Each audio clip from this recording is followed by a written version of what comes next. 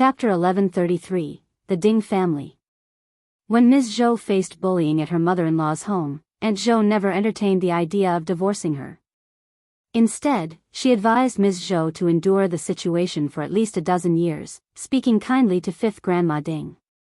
However, everything changed when Ms. Zhou and Ding Erju severed ties with the Ding family, leading to the tragic death of their granddaughter. This incident was the breaking point for the Zhou family, and they decided to support their daughter and son-in-law, launching a strong retaliation against the Ding family. The once cordial relationship between the two families turned into deep-seated enmity. As time passed, Ms. Zhou's daughter and son-in-law improved their living conditions, but the Ding family still sought to take advantage of them. This further fueled Ms. Zhou's animosity towards the Dings, as she believed they were responsible for her daughter's death. They were no longer considered relatives but bitter enemies, each wanting to harm the other.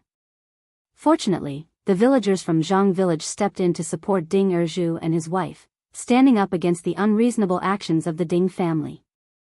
They helped them in various ways, including working in the tea fields and creeping fig fields to earn money. Even with the assistance from Xiaoding village during busy times, more laborers were still needed due to the expansion of the tea fields and the growing demand for labor in the workshop, which translated to more income. What could the Ding family offer them? Heavens, they left their own son with nothing. The depth of their hatred is unimaginable. How dare you show up at our doorstep with nothing to your name? Your family's actions are despicable. It's no surprise that their actions bring nothing but harm. After all, no one can fathom forcing their own granddaughter to death. You drove your own granddaughter to her death and left your son with nothing. How audacious of you to accuse me of being unfilial. Your cruelty knows no bounds. That's right. Shame on you. Good things happen to good people. Just look at second brother Ding and sister-in-law, they now lead a happy life, and anyone would be inspired by them. True. Fifth Grandma Ding and the others were seething with anger, embarrassment, and annoyance. She glared at Ding Erju, ready to scratch him, and accused him of being unfilial for allowing outsiders to bully his parents. However, before she could get close, someone intervened and stopped her. What do you think you're doing? You think you can assault people in our village? Try it.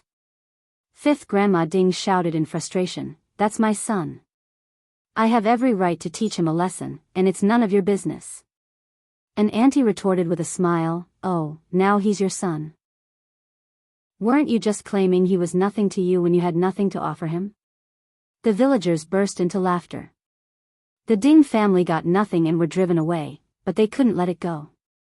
They returned to Xiaoding village, where fifth Grandma Ding and fifth Grandpa Ding confronted Ms. Fang and eldest uncle, along with their two sons and daughters-in-law. Xiao Yinduan, being a respected figure and an officer, kept them from venting their anger. Otherwise, fifth Grandma Ding would have engaged in an argument with Ms. Fang long ago. She struggled to remain reasonable amidst her fury. However, Ms. Fang brushed off her words, pointing out that Ding Erju was driven out of the family with nothing, and the relationship was already broken off. In her opinion, there was nothing to discuss, and the matter could be addressed when Ding Erju and his wife returned. If you find any errors, ads pop up, ads redirect, broken links, non-standard content, etc., please let us know each report so we can fix it as soon as possible. Chapter 1134, Block. Fifth Grandma Ding and her family were incredibly frustrated, but they refrained from causing a scene in the Xiao family's first section.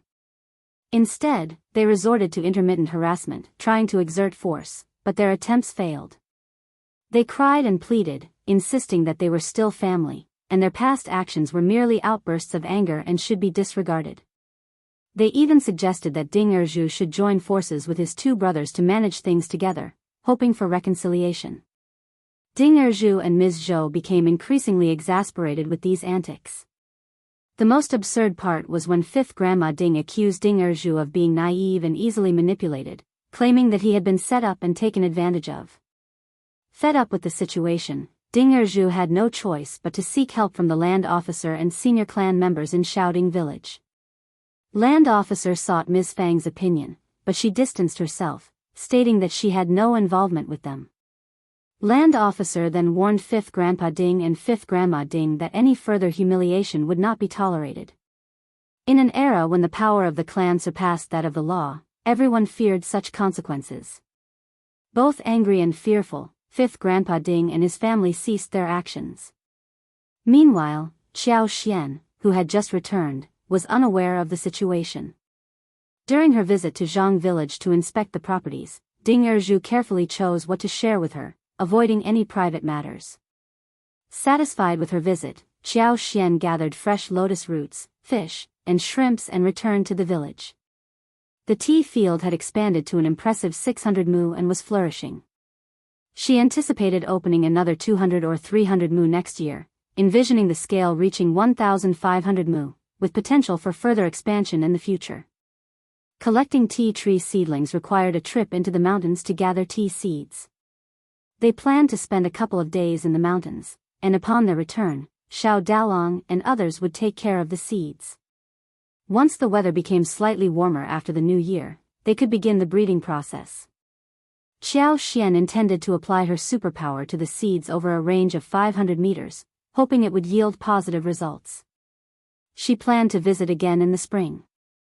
Additionally, they could transplant some tea tree seedlings from the mountains and cultivate tea seeds in the space, which would offer greater convenience in the future.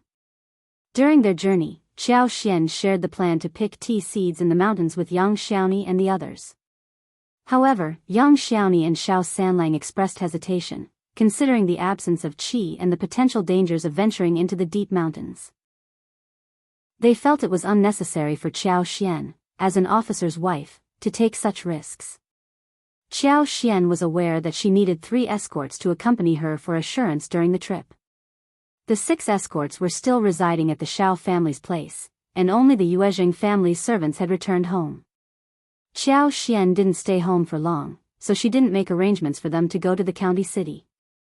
As a result, they had plenty of free time, mostly tending to their own mounts. Yang Xiaoni and Xiao Sanlang were not afraid of Xianxia's expedition and even promised to keep her company. Later that evening, as they returned to the village, they excitedly discussed what to have for dinner, mentioning dishes like lotus roots stewed with bones, sweet and sour pig trotters, and mountain mushrooms stewed with chicken soup. Suddenly, their enthusiasm dimmed when they noticed 5th Grandma Ding intercepting the wagon with her daughters-in-law. Yang Xiaoni and Tao Tao's expressions changed, and Xianxia's eyes sparkled, as if she had anticipated something. With Ding Erju being the only link she could think of, she couldn't imagine any other reason why 5th Grandma Ding and her family would seek her out. As they were almost home, Xianxia alighted from the wagon, wearing a smile, and asked, "Are you here to talk about Uncle Erju and Aunt Zhou? If you find any errors, ads pop up, ads redirect, broken links, non-standard content, etc., please let us know each report so we can fix it as soon as possible." Chapter 1135, No Response. 5th Grandma Ding was startled. She nodded with a smile. Yes, Mrs. Xiao, my unfilial son, didn't you drive them out of the family with nothing given to them? 5th Grandma Ding was startled. Yang Xiaoni responded with disdain, exactly. She's living a good life now, and you think you can just take her back? It's not that simple, Aunt. Spare us your words. Your family has caused so much trouble, and you're still bothering Grandpa Land Officer?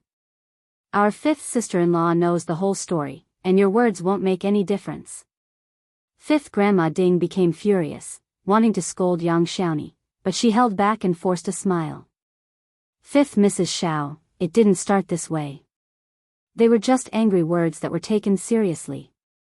I thought they'd come back after venting their anger and staying away for a few days, but it turned out like this. I love my granddaughter too. She got so angry that she killed someone. It's not like I feel good about it. How can you blame me?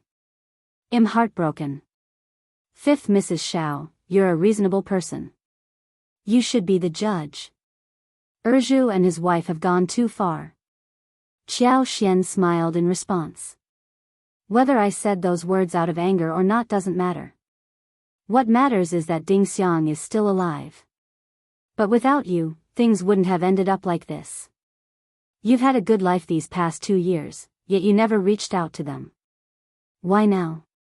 Xianxia sneered. Now that Erju and the others are being paid, things have changed. Fifth Grandma Ding and her daughter-in-laws grew infuriated, their faces turning red, but they dared not confront her.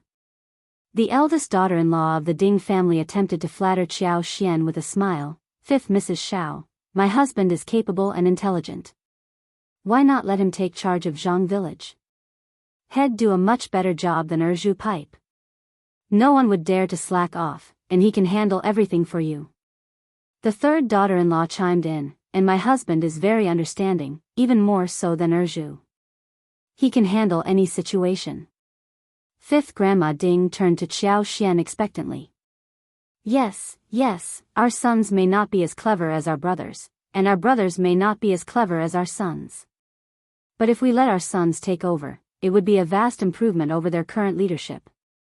We wouldn't even ask for much payment, just 1 tael of silver per month. The 2 daughter-in-laws nodded eagerly, saying, yes, we aren't as greedy as those other people. The whole family seemed to agree that even 1 liang would suffice. They believed that being in charge of such a large tea field and numerous fertile lands, along with the ample money they possess, should be more than enough for them. With hundreds of mu of fertile fields and abundant harvests, they had enough rations to sustain themselves for a year. Moreover, there were plentiful fruit trees laden with fruits and a vast pond brimming with fish, shrimp, and lotus roots, providing them with a variety of food options. On top of that, they could discreetly sell some tea leaves for additional income. The potential for making money was undeniable. Xiao Yinduan and Xiao Xian were far from the capital, and Xiaoding village was not located nearby either. However, with intelligence and resourcefulness, there was a great opportunity to accumulate wealth. Xiao Xian smiled with a hint of amusement and asked, so, you wish to take on this responsibility, regardless of whether you accept Brother Erju or not? The 2 daughter-in-laws glanced at their mother-in-law but remained silent. If you find any errors, ads pop up, ads redirect, broken links, non-standard content, etc., please let us know it report so we can fix it as soon as possible. Chapter 1136, No Trouble. Hearing the suggestion, Fifth Grandma Ding found it appealing. She clenched her teeth and said, my second son is heartless. Since he doesn't want us anymore, there's no point in trying to bring him back. It doesn't matter if we find him or not. Xianxia sneered, feeling a mix of bitterness and anger in her heart. She understood this situation all too well. Her brother and sister-in-law were just like Fifth Grandma Ding.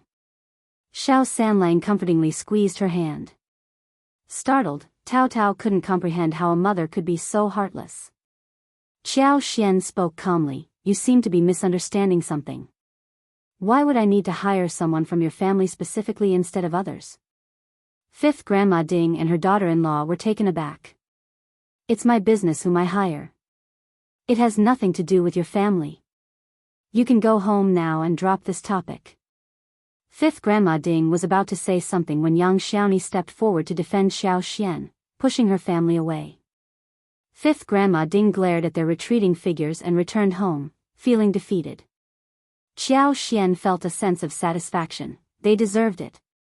During the time she helped Ding Erza's family, she had suppressed her anger, hoping for an opportunity to put Fifth Grandma Ding's family in their place. However, she couldn't reveal her plans earlier, as it might complicate matters. But the situation had changed now.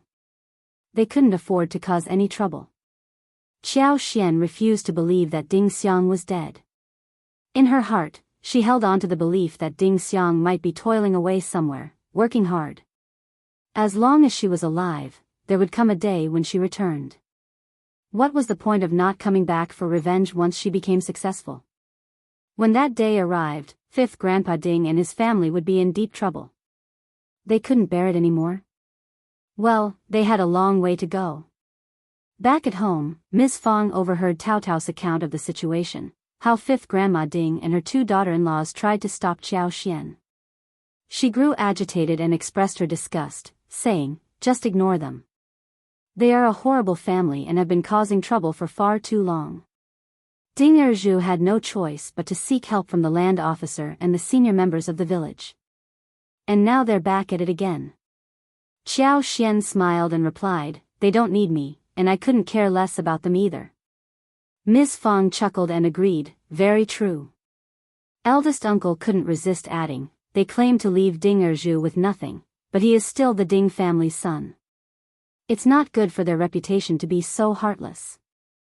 You and fifth brother could try to mend things, say a few good words, and let bygones be bygones. After all, they are biological children." Xiao Xian rolled her eyes and chose not to respond. She had already composed herself, knowing that her father-in-law had a habit of being meddlesome, and it was best to ignore his comments. There was no point in arguing because it wouldn't change anything, and she couldn't agree with him. Thankfully, her mother-in-law would handle him.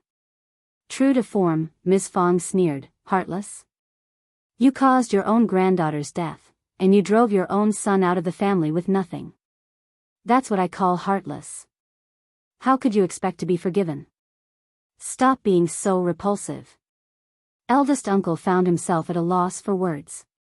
He was about to defend himself, but Miss Fong and Xiao Xian walked away. Pay no attention to the old man. He's been acting out of line for a long time.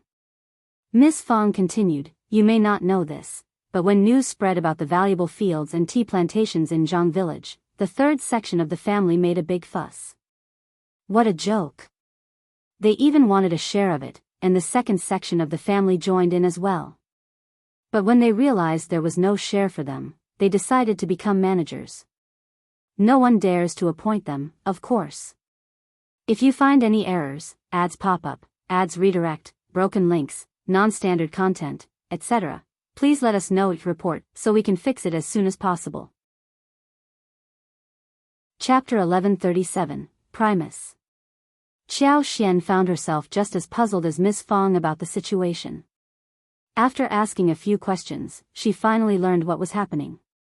Miss Fong then smiled and shared her mixed feelings. "I am angry, but I am also glad to see that they are so jealous and envious of us." Her daughter-in-law, Xiao Xian, chuckled and replied with a smile, "It's quite satisfying to think about, isn't it? Right?" The mother and daughter-in-law laughed. Miss Fong sighed with a smile. "Fortunately, the second section of the family has no connection with us, and Erlang and Sailang have their own daughter-in-law. Before we can do anything, they stopped Ms. Niu and her husband. Without helpers, the third section of the family can't do anything. But let me tell you," Ms. Fong lowered her voice and said seriously, "why do I feel that Lu Lang is behaving strangely? He has a dark look in his eyes, and he looks so scary when he looks at people, as if we have a deep grudge against him. He wasn't like this before. I don't think we have done anything bad to his family. How did he end up like this?" Xiao Xian was confused too. She thought for a while and smiled. "Mom, just leave him alone. He can't do anything to us. We don't need to beg him. He can hate us if he wants to. Don't tell me that my husband is displeased because he became the Primus. That is possible." Miss Fong suddenly understood what was going on. She waved her hands and said disdainfully, "He is just jealous. He can't tolerate anyone else being better than him, otherwise, he would get so annoyed. You are right, let's just ignore him." Xiao Xian nodded with a smile. She was not as assured as mother-in-law.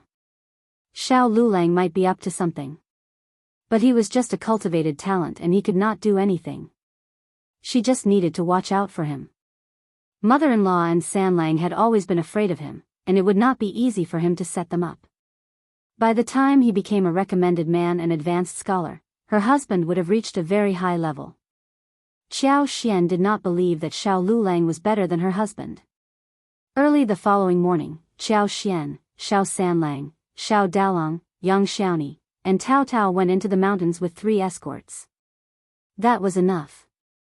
They all remembered the way to pick the tea seeds. They went straight to the destination after entering the mountains. It was the season when there were the most wild fruits and wild mountain mushrooms in the mountains. Wild fruits were no longer attractive to families.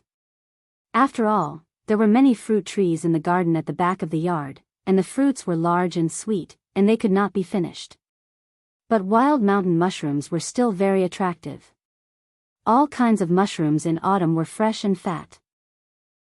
When picked, they could be fried, made into soup, stir-fried with pork and chicken, stewed, or made into dumplings and steamed buns. They were all very fresh. But the tea seeds were more important, so they had to turn a blind eye to it. With the help of 3 escorts, the 2-day work was done in 1 day. Everyone had a lot of harvest and carried a few large bags of tea seeds home. Xiao Xian took the chance and put some advanced seedlings into the space, as well as some tea seeds. The space was growing fast, and she did not need to pick the tea leaves.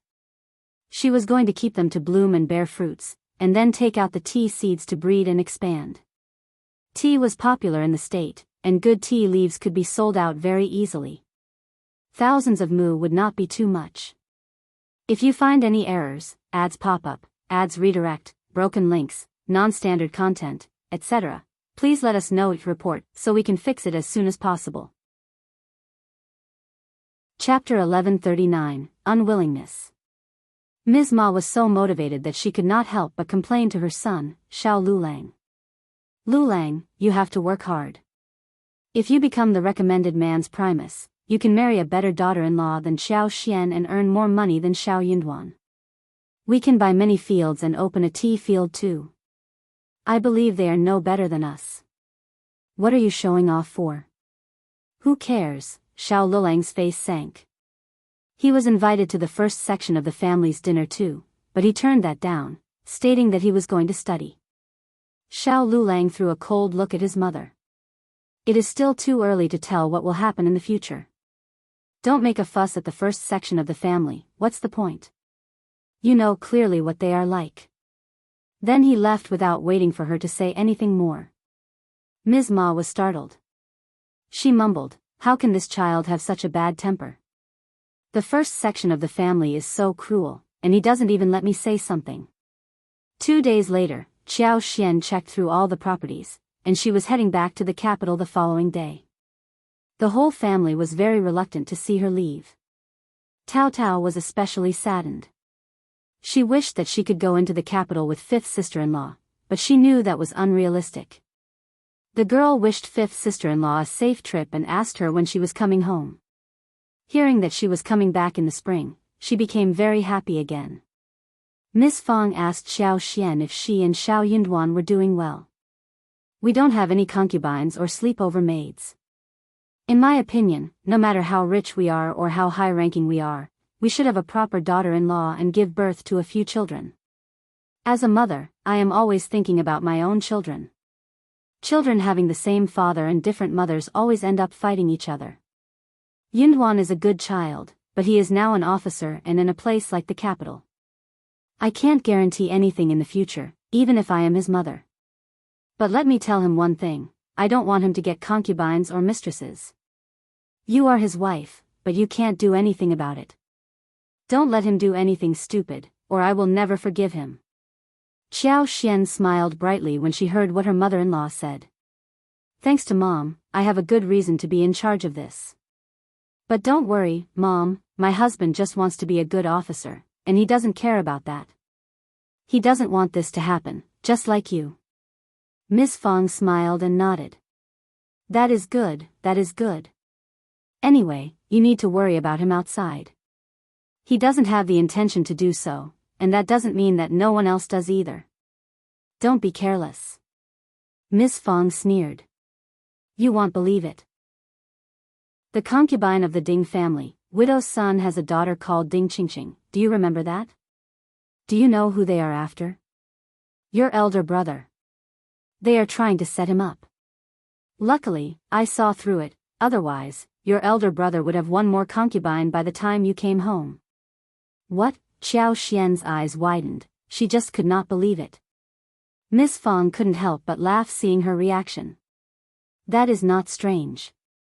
They are trying to set up Sanlang, but everyone in the village knows that Sanlang and Ms. Yang are in a good relationship, and Sanlang is smart too.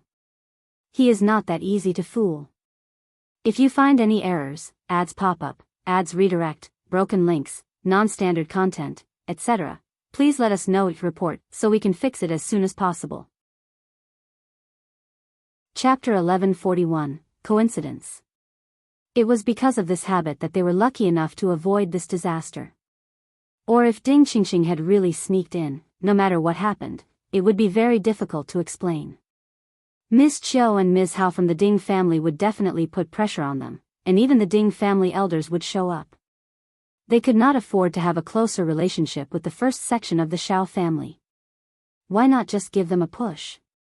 But when Xiao Dalong closed the door, Ding Qingqing couldn't even climb over the wall while Widow's son was holding her daughter. The mother and daughter were both angry and anxious, but there was nothing they could do. Widow's son knew that opportunities like this were rare, and she wasn't sure when the next one would come. She gritted her teeth and decided to let Ding Qingqing wait there while she went back to the village to fetch a ladder. But the moment she asked Ding Qingqing to hide well, she looked up and met Miss Fang's eyes, who was holding her grandson. Widow's son, with a guilty conscience, got so frightened that her face changed. She patted her chest. Miss Fang was here at the right time. She suddenly remembered that 2 pumpkins were ripe in the field 500 meters away from the village. Xiao Qing had seen someone eating pumpkin rice, and she had to eat it even though she was wheedling. Miss Fang always cared about her grandchildren, and pumpkin rice was not a rare thing. If her granddaughter wanted to eat it, she had to satisfy her. So she thought of the pumpkins and came here with her grandson, intending to tell Xiao Dalong to fetch the pumpkin from the field. Unexpectedly, Widow's son popped out from the other side of the wall. Miss Fang looked at her suspiciously. "What are you doing here?" There was no one in the wild land around them, except for the snow fungus shed around their yard wall. No one would come here. Miss Fang knew that Widow's son was not a good person, but she did not think that she was trying to steal her snow fungus. That was so bold.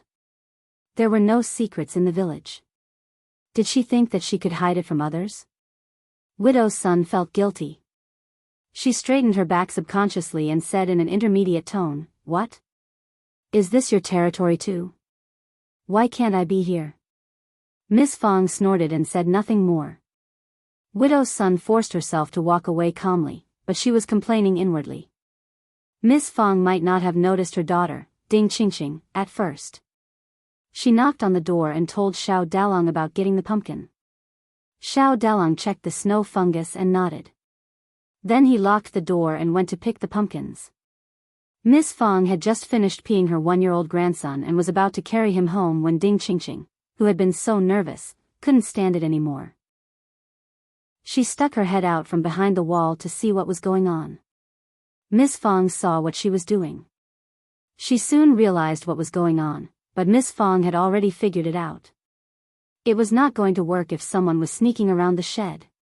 Miss Fang shouted, "Who is there?" She ran towards them with her grandson in her arms. If you find any errors, ads pop up, ads redirect, broken links, non-standard content, etc., please let us know your report so we can fix it as soon as possible. Chapter 1142, Argument. Ding Qingqing got so frightened that she ran away. She was so shocked. If she ran into the wild, Miss Fang might not be able to catch up with her grandson in arms. Also, Miss Fang would not be able to see her if she hid behind any thick shrubs. But she ran into the village. Miss Fang had to rush up and catch her. Miss Fang could not tell who she was, but she was definitely going after her. She shouted as she ran, "Stop! Stop right there!" Ding Qingqing was very young, and Miss Fang was very fierce. So when Miss Fang shouted at her, she got so frightened that she could not run anymore. Miss Fang caught up with her as soon as she reached the entrance of the village. Miss Fang grabbed her clothes with one hand and put her grandson on the ground with the other, tugging at Ding Qingqing. "It is you. What are you doing outside our shed? What are you and your mother doing there?" Ding Qingqing turned around guiltily, avoiding her eyes. She sobbed, I didn't. How dare you defend yourself?" Miss Fang sneered. "I caught you red-handed, and you are lying? If you are not guilty, why are you running away? I am not going to eat you up." The two of them tugged at each other, and soon the villagers gathered around to watch the show. Widow's son soon arrived as well. She would have dared to counter Ms. Fong in the past, but not now. Everyone in the village trusted Ms. Fong. She and Widow's son could not deny that, so Widow's son had to admit that she just wanted to steal some snow fungus. She was a thief. The onlookers all looked down at them and pointed at them. Ding Qingqing flushed in embarrassment as tears welled up in her eyes. She lowered her head and wished that she could dig a hole. Widow's son also lowered her head and did not dare to lie. She knew that she would be despised by the villagers, and Miss Chiu and the Ding family would beat and scold her when she returned home. She might not even get to eat dinner tonight. But what else could she do? The mother and daughter could not have appeared at that place for some nonchalant, casual, or indifferent visit. They had to have a convincing reason, right? That was the only thing she could say. That was the only way to get Miss Fong away. Stimulated by this, Widow's son made up her mind to get what she wanted. As long as her daughter was with Xiao Dalong would be an honest man, and Ms. Su would not be as annoying as Yang Xiaoni. Also, Ms. Su had 2 sons and 1 daughter, and she was not afraid of being threatened by her own daughter. Her daughter should not be bullied anymore. She needed to suck up to Ms. Su, so she could make it. That was better than Ms. Chiu and Ms. Hao from the Ding family selling themselves out. Ms. Fong snapped at Widow's son when she admitted that. But she did not cause any damage, so Ms. Fong gave her a warning. That was exactly what Widow's son had expected. She let out a sigh of relief. But when Ms. Yen heard about this, she came to Ms. Fong the following day and told her about some suspicious things. Stealing snow fungus was not a very honorable thing, especially when the first section of the family was flourishing, and no one in the village would steal from them. Widow's son was already living such a miserable life, so why did she take such a risk? If she was caught, her life would become even worse. Miss Chiu and the Ding family might not have explicitly asked her to steal it. If their involvement was exposed, they would be blamed by the first section of the family. So, what were they after? If you find any errors, ads pop up, ads redirect, broken links, non-standard content, etc., please let us know each report so we can fix it as soon as possible. Chapter 1143, No Coincidence. The Ding family's Hao and Ms. Chiu had rushed to apologize on behalf of Widow's son the day before. Also, the wall surrounding the snow fungus shed was quite high. If Widow's son planned to steal the snow fungus, she should have brought a ladder with her, right? What was most suspicious was that Widow's son could have gone there alone, but instead, she brought her own daughter with her. Ding Qingqing had not even gotten married yet, so why involve her in such a risky act? If they were found out, Ding Qingqing's reputation and future prospects could be ruined. Ms. Fong suddenly realized what might be going on. Yes, something was definitely not right. Widow's son treated her daughter very well, and there seemed to be no reason for her to involve Ding Qingqing in stealing from the first section of the family, especially when Widow's son did not hold high position in the village. Ms. Fong thanked Ms. Yen for her vigilance but still couldn't fully grasp the motive behind Widow's son's actions. Then, Ms. Fong overheard Yang Xiaoni talking with her son about not having a change of heart and not taking concubines when they were rich. Suddenly, a thought struck her. Wasn't her eldest son in the snow fungus shed earlier? What a coincidence. Could it be that they were targeting her eldest son? Ms. Fang's suspicion grew, and she couldn't afford to ignore it. She decided to remain vigilant and not let her guard down until she knew the truth. To investigate further, she asked Xiao Dalong to collect soybeans in the field alone and secretly followed Yang Xiaoni and Ding Qingqing.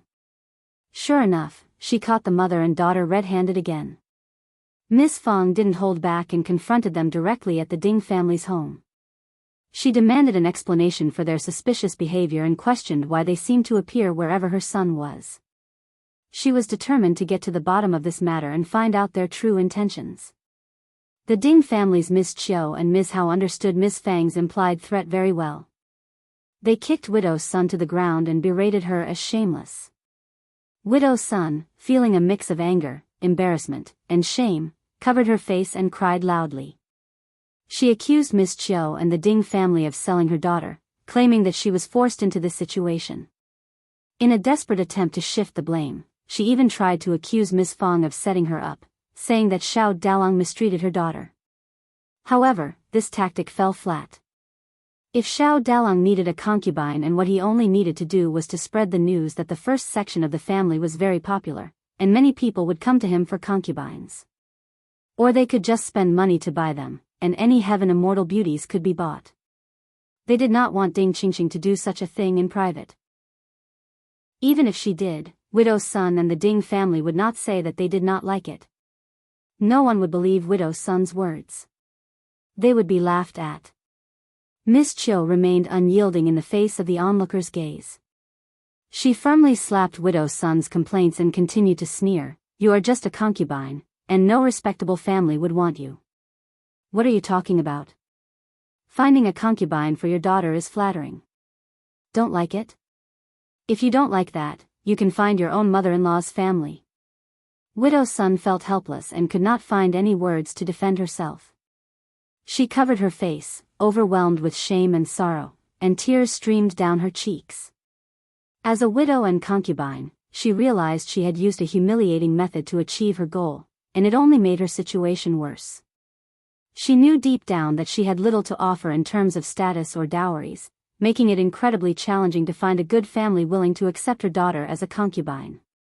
Widow Sun's heart sank with the realization that she had nothing to offer, and her desperate actions had only brought her further disgrace. The villagers who witnessed the scene couldn't help but feel a mix of sympathy and disapproval towards Miss Chiu's harsh words. While they understood the struggles Widow Sun faced, they also recognized the truth in Miss Chiu's assertions. If you find any errors, ads pop up, ads redirect, broken links, non-standard content, etc., please let us know each report so we can fix it as soon as possible. Chapter 1144, Out of Sight. The daughter of a concubine faced a daunting challenge due to her mother's unfavorable reputation. Finding a good family for her seemed like an improbable task. Although not Miss Chiu's biological child, Ding Qingqing was brought into the Ding family by Widow Sun, who had previously offended her. Miss Chiu was the stepdaughter of the Ding family, and she played a crucial role in determining Ding Qingqing's marriage. No one dared to question or oppose this arrangement. Miss Chiu harbored strong resentment towards Ding Qingqing and her mother-in-law for their unruly behavior, which caused significant trouble for the entire family. Frustrated and unwilling to keep Ding Qingqing any longer, Miss Chiu sought a solution through her in-laws' family and soon got married herself. Miss Fong was well aware of the limited prospects for women born into concubinage and, despite her disdain for Ding Qingqing and her mother, she felt a karmic connection to her own family. Selling Ding Qingqing off would reflect poorly on her reputation, so she couldn't simply stand by and watch. To avoid any association with such actions, Miss Chiu chose not to treat Ding Qingqing as a concubine but rather married her off to a distant, less fortunate man. She remained hidden from their sight, and whatever their future held would have no direct connection with her. After Ding Qingqing's departure, Widow Sun lost all hope and refrained from causing any further trouble. The senior members of the clan cautioned Miss Chiu not to go too far, as any unfortunate event leading to a tarnished reputation could jeopardize the entire village's standing, especially with the progress made through Mr. Primus' efforts and the establishment of the school.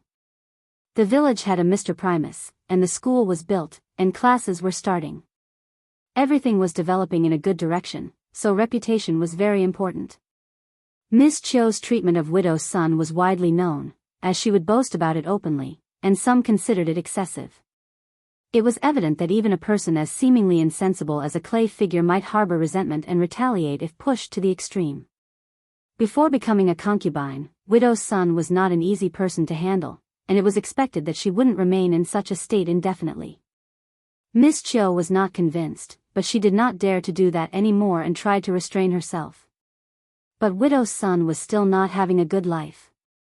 As long as Miss Chiu did not cause too much trouble, the clan would turn a blind eye. Their family's bad debts could be settled behind closed doors. Miss Fong informed Xianxia about the situation, reminding her to be cautious and not let Xiao Yunduan fall into a trap. Xianxia acknowledged Miss Fang's advice and realized the gravity of the situation. She had already been concerned, but now she understood that she needed to be even more vigilant in the future. The capital was not a peaceful place, and the risks were high. The next morning, Xianxia and her companions departed. Miss Fong and the others reached the village's entrance without arousing anyone's suspicion. Xianxia waved at them from a distance, and as the wagon turned the corner, she sighed inwardly, knowing the risks that lay ahead. Upon reaching the county city, Xianxia sent a gift to the county magistrate's wife, explaining that she couldn't visit due to time constraints and had to head directly to the province. She understood that the county magistrate had family responsibilities to attend to, and that was their priority. As a woman herself, she empathized with the county magistrate and his wife, comprehending why they couldn't pay her a visit given their obligations and circumstances. If you find any errors, ads pop up, ads redirect, broken links, non-standard content, etc., please let us know each report so we can fix it as soon as possible. Chapter 1145. Friendly. If Xiao Yunduan were also present, they would need to extend an invitation to him for the banquet as well. The county magistrate would likely be displeased if he were excluded, even if he didn't voice it. They might fear that not inviting him could lead to unfavorable consequences in the future, perhaps with the Xiao family using this omission against them when they required assistance. As the evening approached early in the season, Xianxia and the others arrived in the province, and it was already dark. They made their way directly to the Yuezheng family. The entrance of the Yuezheng family was adorned with 2 rows of large lanterns, brightly illuminating the gate. Auntie Hua, accompanied by 2 maids, was standing next to First Madam, gazing into the distance. As she spotted the approaching wagon, she greeted them with a warm smile. "Fifth Mrs. Xiao, how much our madam has missed you. The evenings are growing colder, how was your journey?" Auntie Hua asked as she helped Xianxia down from the wagon. Xianxia replied with a smile, sensing Auntie Hua's concern. "Thank you for your kind words, elder aunt. The journey was smooth, and I wouldn't dare to keep you waiting. Your thoughtfulness is truly appreciated." Auntie Hua smiled and humbly responded, "First Madam was eager for your arrival, so she sent me to greet you. I am not worthy of such a task. Please, come inside. First Madam has already prepared dinner and eagerly awaits your company." Xianxia laughed cheerfully. As the sun sets, the cold becomes biting. The thought of the warm food prepared by elder aunt is truly heartening and invigorating. Auntie Hua chuckled in response, "That's exactly what First Madam said. On such days, we should relish a good meal and warm soup. Everything is ready for you." As they strolled together, Auntie Hua found herself growing fonder of Xianxia with every passing moment.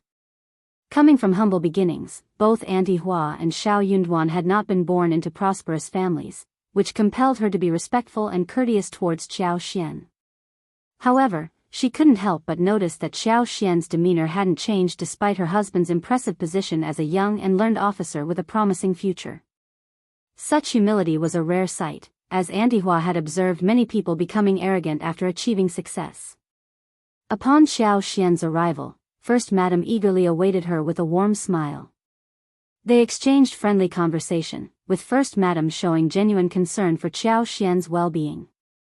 She offered her a hot towel to freshen up and served her some hot tea to ward off the evening chill.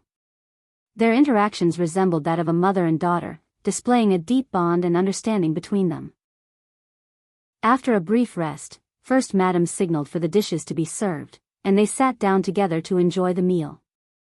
At First Madam's spot, a bowl of rice was placed, while a delightful spread of 6 dishes and 1 soup adorned the small mahogany Rui-style round table. The dishes included crab powder, lukewarm kidney flour meatballs, sweet and sour spine meat, braised mutton, casserole tofu fish head, and bamboo fungus black chicken soup.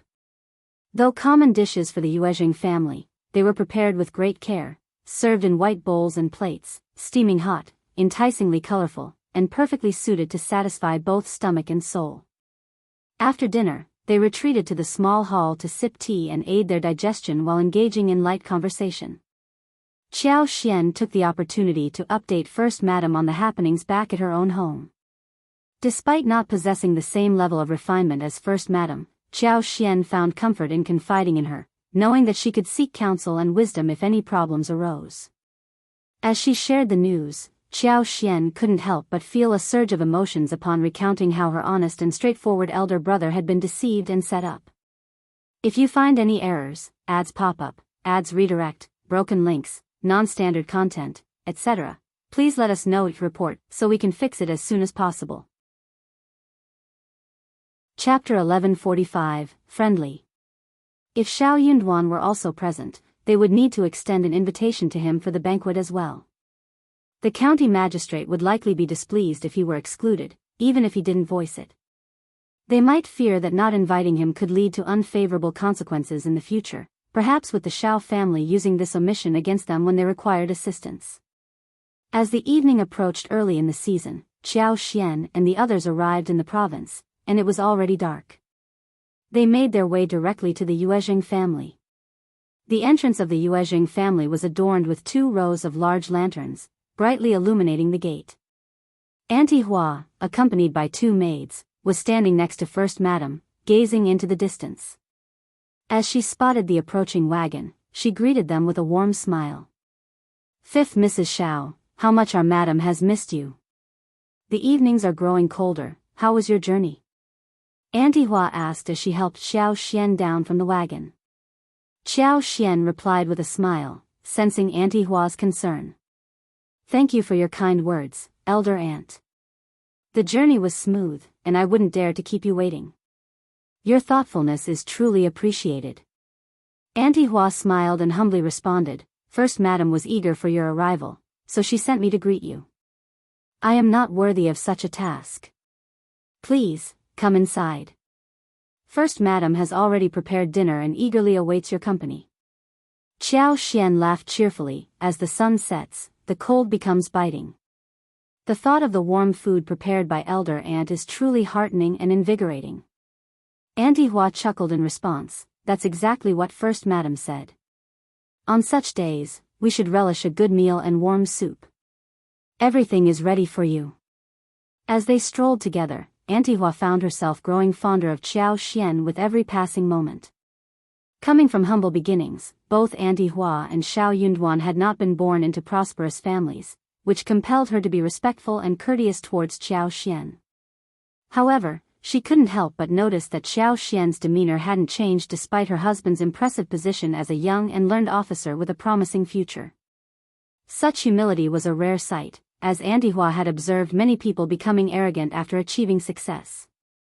Upon Xianxia's arrival, First Madam eagerly awaited her with a warm smile.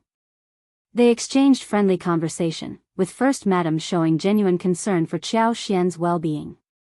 She offered her a hot towel to freshen up and served her some hot tea to ward off the evening chill. Their interactions resembled that of a mother and daughter, displaying a deep bond and understanding between them.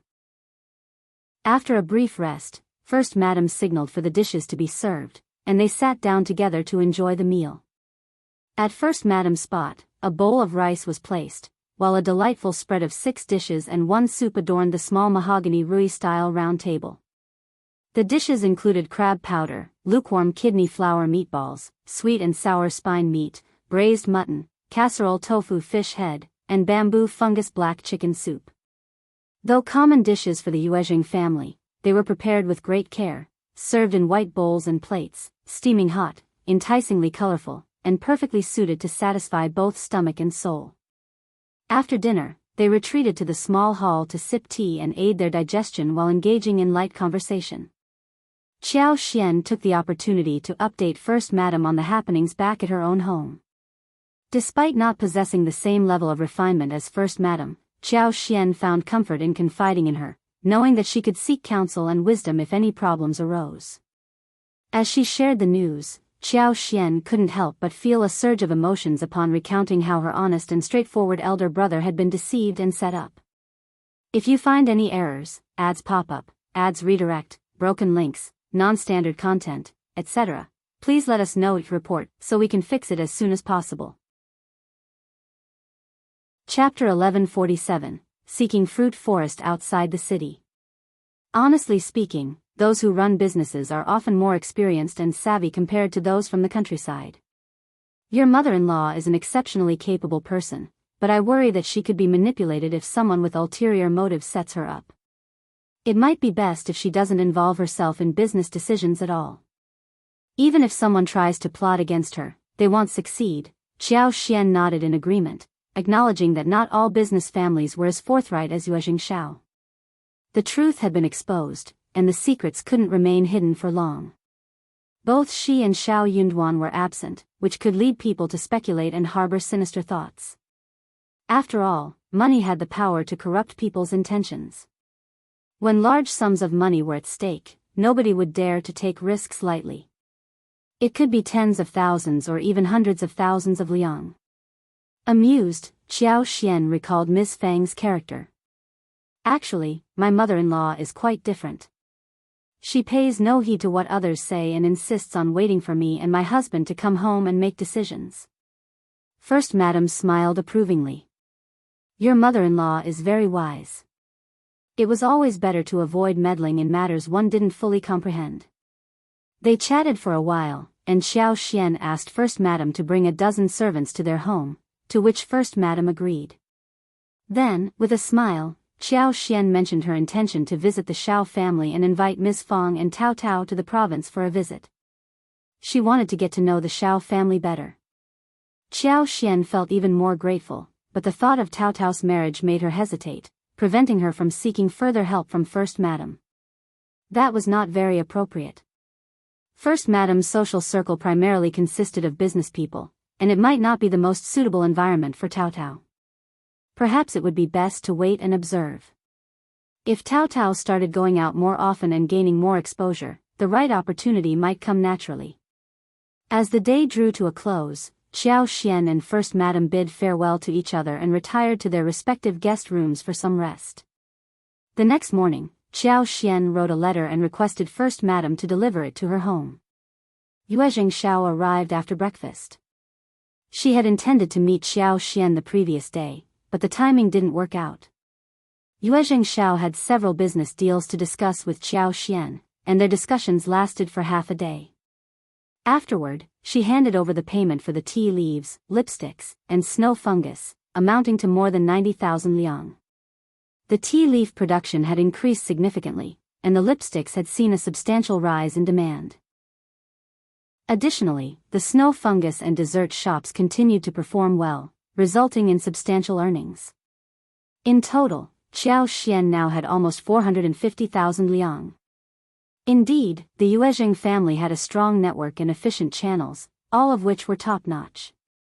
With control over the sources and low labor costs, the money came in effortlessly, leaving Xiao Xian worry-free. If she had been managing the business herself, she would have undoubtedly faced numerous challenges and headaches. Luckily, she had the good fortune of partnering with the Yuezheng family, which made all the difference. In the afternoon, Xiao Xian couldn't contain her excitement and decided to visit the orchard. Accompanied by Yuezheng, she set out, but Xie Jingrong was currently away on a trip. Manager Zhou, Manager Bai, and a few waiters seemed to have been informed in advance and were waiting for her arrival, wearing welcoming smiles. The citrus and grapefruit were now ripe for picking. Xiao Xian had already tasted them both at her home in Shaoding village and at the Yuezheng family's estate the previous day. The fruits were incredibly juicy and sweet. Yuezheng mentioned that these two fruits were used to make fruit tea, which had become immensely popular. The dessert stores also sold fresh citrus and grapefruit, attracting a large number of customers. If you find any errors, ads pop up, ads redirect, broken links, non-standard content, etc., please let us know each report so we can fix it as soon as possible. Chapter 1149, Trouble. She was excited about the prospect of having her own potato field next year. Considering her precious potatoes, Xiao Xian generously gifted 10 kilograms of high-quality potato seeds to the Yuezheng family, assuring Yuezheng that they would yield delicious vegetables and rice. She emphasized that the seeds were advanced in production and easy to cultivate, ensuring a successful harvest regardless of the land they were planted on. Yuezheng truly understood her intentions. She always sought out the best things. Confident in her recommendation, Yuezheng felt as though he had stumbled upon a precious treasure. He consulted the experienced old gardener, seeking advice on the proper care and cultivation of potatoes.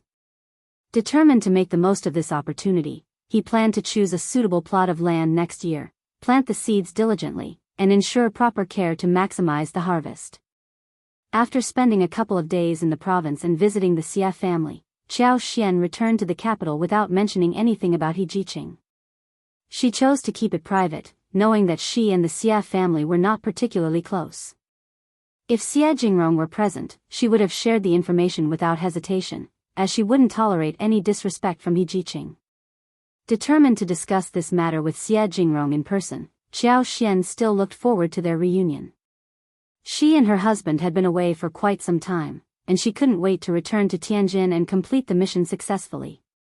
Xianxia expressed her appreciation for the productive and pleasant business trip, but she knew it was time for them to head home. With the year drawing to a close, everyone was eager to reunite with their families. The 6 escorts were remarkably vigilant and proactive throughout the journey. Thanks to Xianxia's guidance, they skillfully avoided encountering 2 rainy spells, ensuring an exceptionally smooth trip. As the days progressed, the weather grew colder, with early mornings being particularly chilly, but the daytime remained pleasant. Finally, on the 20th of November, they arrived in Tianjin. Xianxia paid the guards for their services and bid them farewell. Liqiu and Lixia, however, still felt a bit concerned. They requested Xianxia to arrange for the escorts to accompany them on their journey to the capital, as it was a considerable distance from Tianjin and would take a whole day. Their primary concern was the safety of their madam.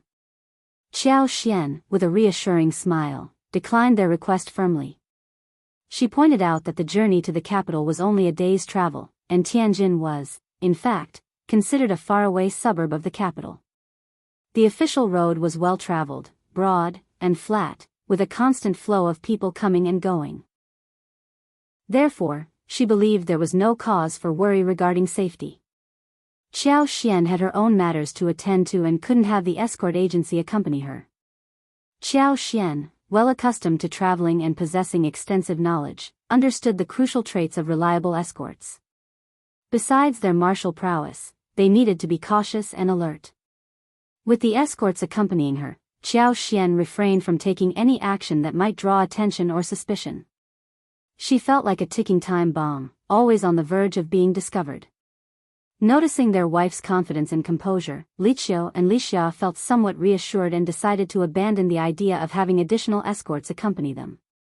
After spending one night in Tianjin, the group hired a wagon and continued their journey northward. When they were approximately 20 or 30 kilometers away from the capital, Xianxia suggested taking a break at a nearby tea house. Seizing the opportunity, Xianxia used the pretext of loosening her muscles and bones to venture into the woods. There, she expanded her divine sense, precisely locating one of the 4th prince's estates, which wasn't too far away. Her superpower had been growing stronger every day, allowing her to sense her surroundings without direct physical contact with plants. However, the range of her abilities had its limits.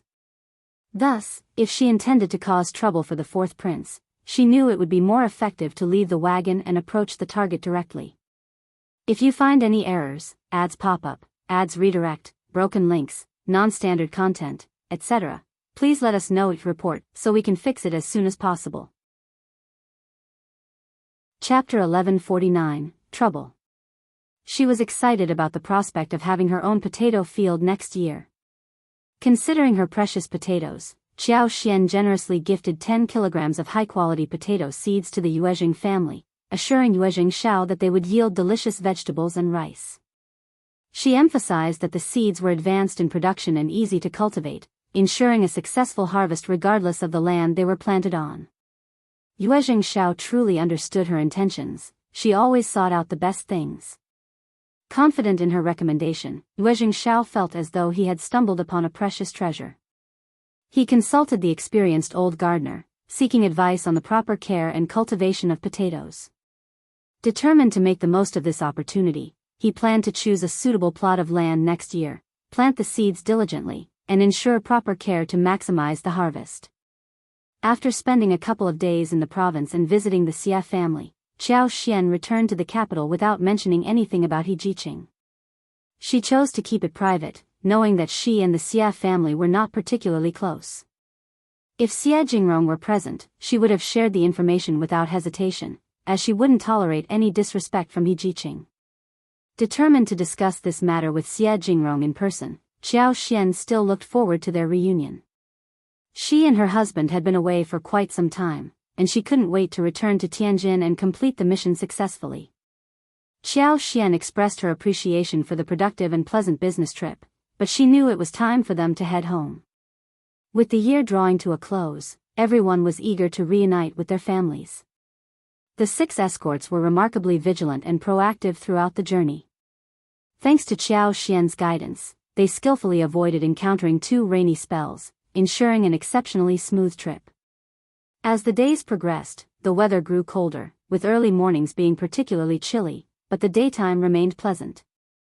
Finally, on the 20th of November, they arrived in Tianjin. Xiao Xian paid the guards for their services and bid them farewell. Li Qiu and Li Xia, however, still felt a bit concerned. They requested Xiao Xian to arrange for the escorts to accompany them on their journey to the capital, as it was a considerable distance from Tianjin and would take a whole day. Their primary concern was the safety of their madam. Xiao Xian, with a reassuring smile, declined their request firmly. She pointed out that the journey to the capital was only a day's travel, and Tianjin was, in fact, considered a faraway suburb of the capital. The official road was well-traveled, broad, and flat, with a constant flow of people coming and going. Therefore, she believed there was no cause for worry regarding safety. Xiao Xian had her own matters to attend to and couldn't have the escort agency accompany her. Xiao Xian, well accustomed to traveling and possessing extensive knowledge, understood the crucial traits of reliable escorts. Besides their martial prowess, they needed to be cautious and alert. With the escorts accompanying her, Xiao Xian refrained from taking any action that might draw attention or suspicion. She felt like a ticking time bomb, always on the verge of being discovered. Noticing their wife's confidence and composure, Li Qiu and Li Xia felt somewhat reassured and decided to abandon the idea of having additional escorts accompany them. After spending one night in Tianjin, the group hired a wagon and continued their journey northward. When they were approximately 20 or 30 kilometers away from the capital, Xiao Xian suggested taking a break at a nearby tea house. Seizing the opportunity, Xiao Xian used the pretext of loosening her muscles and bones to venture into the woods.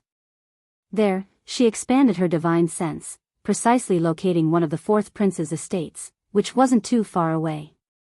Her superpower had been growing stronger every day, allowing her to sense her surroundings without direct physical contact with plants. However, the range of her abilities had its limits. Thus, if she intended to cause trouble for the 4th prince, she knew it would be more effective to leave the wagon and approach the target directly. If you find any errors, ads pop up, ads redirect, broken links, non-standard content, etc., please let us know each report so we can fix it as soon as possible. Chapter 1151, Where did Old Master go? Amitba, it was a safe trip. Yeah, we are back safe and sound. Xiao Xian's excitement soared as thoughts of her husband, whom she hadn't seen in so long, flooded her mind. The anticipation of their reunion and the old saying, "Absence makes the heart grow fonder," made her heart skip a beat, causing her cheeks to flush with joy. However, upon their return, Xiao Yunduan was not there to greet them. Instead, Xianxia answered the door. Surprised and elated to see Xianxia, Xiao Xian bowed deeply and smiled. "Xianxia, you're here. That's wonderful." Xiao Xian smiled and nodded, asking, "Where is my husband? Has he not returned yet?" Hanlin Academy should have been off duty, so she wondered why he wasn't home. Annoyed thoughts crossed her mind. Could he have gone somewhere else without her knowledge? How dreadful. "Where is old master?" she asked, sounding rather stern as she turned to Xianxia. Xianxia had never seen her like this, and it caught him off guard. He replied, "Madam, old master is working for the crown prince, and I have been assisting him. Old master mentioned that you would be back soon, so he asked me to come home the day before. He should be back in a couple of days." Working for the crown prince? Xiao Xian was startled. She had been gone for less than 2 months, and she felt out of touch with her husband, finding it difficult to comprehend what Xianxia was talking about. What could the Hanlin Academy possibly do for the Crown Prince, especially when he was out of the capital? Xianxia said, "Yes, madam, never mind." Qiao Xian waved her hands and said gently, "Let's eat dinner first, and after dinner, you can tell me about this. We won't cook tonight, but you can buy 4 or 5 dishes from G restaurant outside the alley. 1 soup, and you can take care of the rest." Finding reassurance in the fact that Xiao Yunduan hadn't gone out to have fun, Xiao Xian's worries dissipated instantly. She sounded calm and gentle, like the gracious mistress of the family. Xianxia had no idea what was going on with his mother-in-law, but he let out a sigh of relief and nodded. He took the money from Wuxia and went out to order food. Xiao Xian and her servant didn't have much luggage on the trip, only a few bags with some clothes.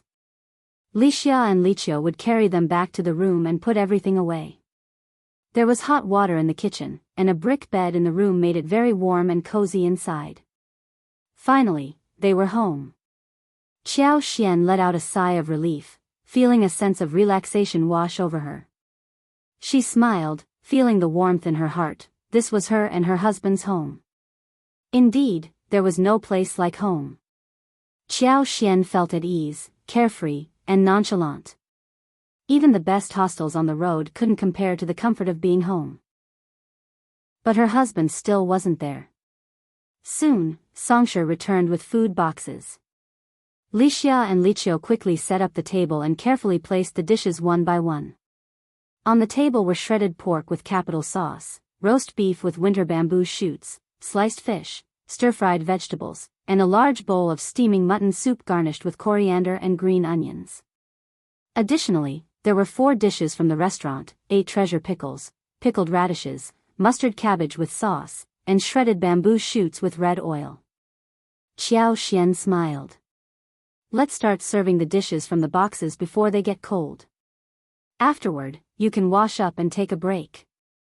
If you find any errors, ads pop up, ads redirect, broken links, non-standard content, etc., please let us know report so we can fix it as soon as possible." Chapter 1151, Where did Old Master go? Amitba, it was a safe trip. Yeah, we are back safe and sound. Xiao Xian's excitement soared as thoughts of her husband, whom she hadn't seen in so long, flooded her mind.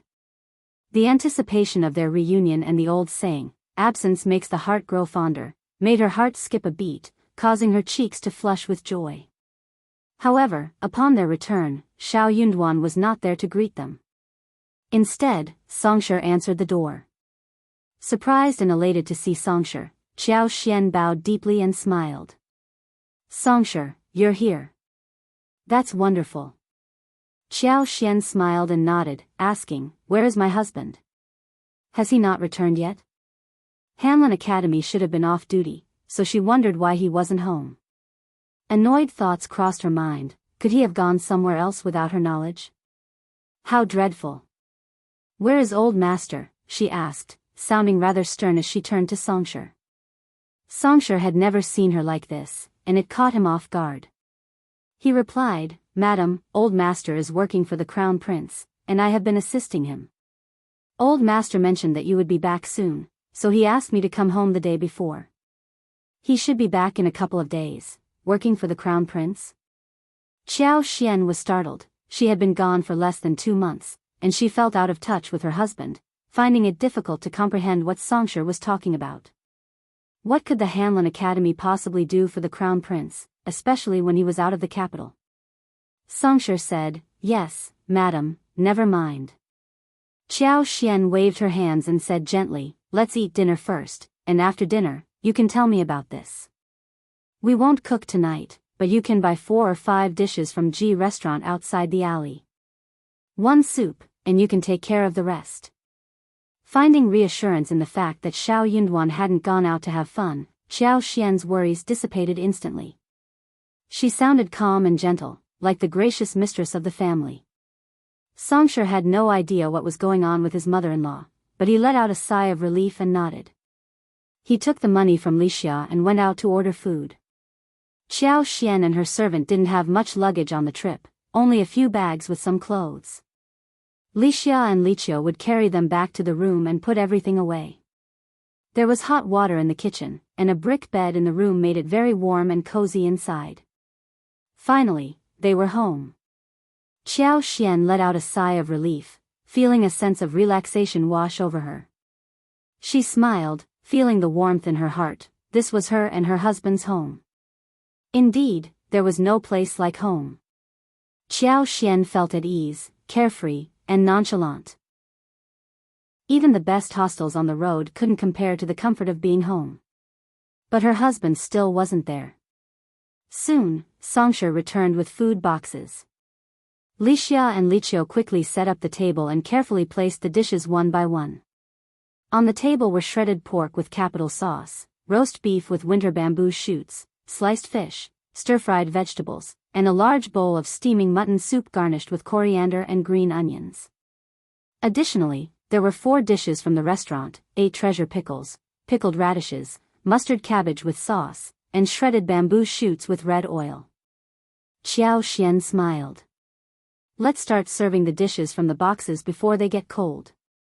Afterward, you can wash up and take a break. Chapter 1153, Minister Old Yun. Xiao Yunduan's surprise was evident, yet he was determined not to let go of this golden opportunity. As he eloquently discussed a section of the book, the ministers couldn't help but commend him calmly. He couldn't help but feel inwardly pleased as he realized why the emperor had been so intrigued by his talents. Emperor Xian of Qi was even more delighted with Xiao Yunduan's performance. Although not a poetry enthusiast, the emperor was well versed in the 4 books and 5 sutras and recognized Xiao Yunduan's exceptional abilities in poetry as well. The emperor's joy knew no bounds as he honored Xiao Yunduan with a set of study treasures and a copy of the imperial book. However, this was not the end of the story. The young master overheard something intriguing about Xiao Yunduan's intermediate sutras and passed on the message to the East Palace. It was revealed that Xiao Yunduan's Master Yun happened to be the retired teacher of the Crown Prince. Master Yun's credentials were impressive as a contemporary Confucian with a distinguished career as an academician of the Hanlin Academy, left Assistant Minister of Rights, Minister of the Ministry of Personnel, and Grand Secretary of Yuan Pavilion. Prior to becoming the Grand Tutor of the Crown Prince, he had numerous disciples due to his fame and extensive network. Yet, the Crown Prince, along with the Second Prince, the Third Prince, and the Fourth Prince, managed the country's governance. To prevent any complications or interference, Master Yun chose to withdraw from his governmental position. His decision was to ensure that the Crown Prince could focus on his responsibilities without any unnecessary concerns or fears arising from Master Yun's presence in the court. The Crown Prince understood the reasons behind Master Yun's departure and reluctantly watched his honored tutor leave the capital.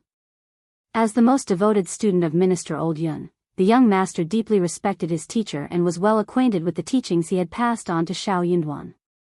When the young master noticed the similarities, he became suspicious and confronted Xiao Yunduan, ultimately confirming his suspicions by comparing the portrait of the old master. Both surprised and delighted, the Crown Prince and Xiao Yunduan were left in awe of the unexpected connection. It became clear why Master Yun had initially been hesitant to accept Xiao Yunduan as his disciple or allow him to address him as master.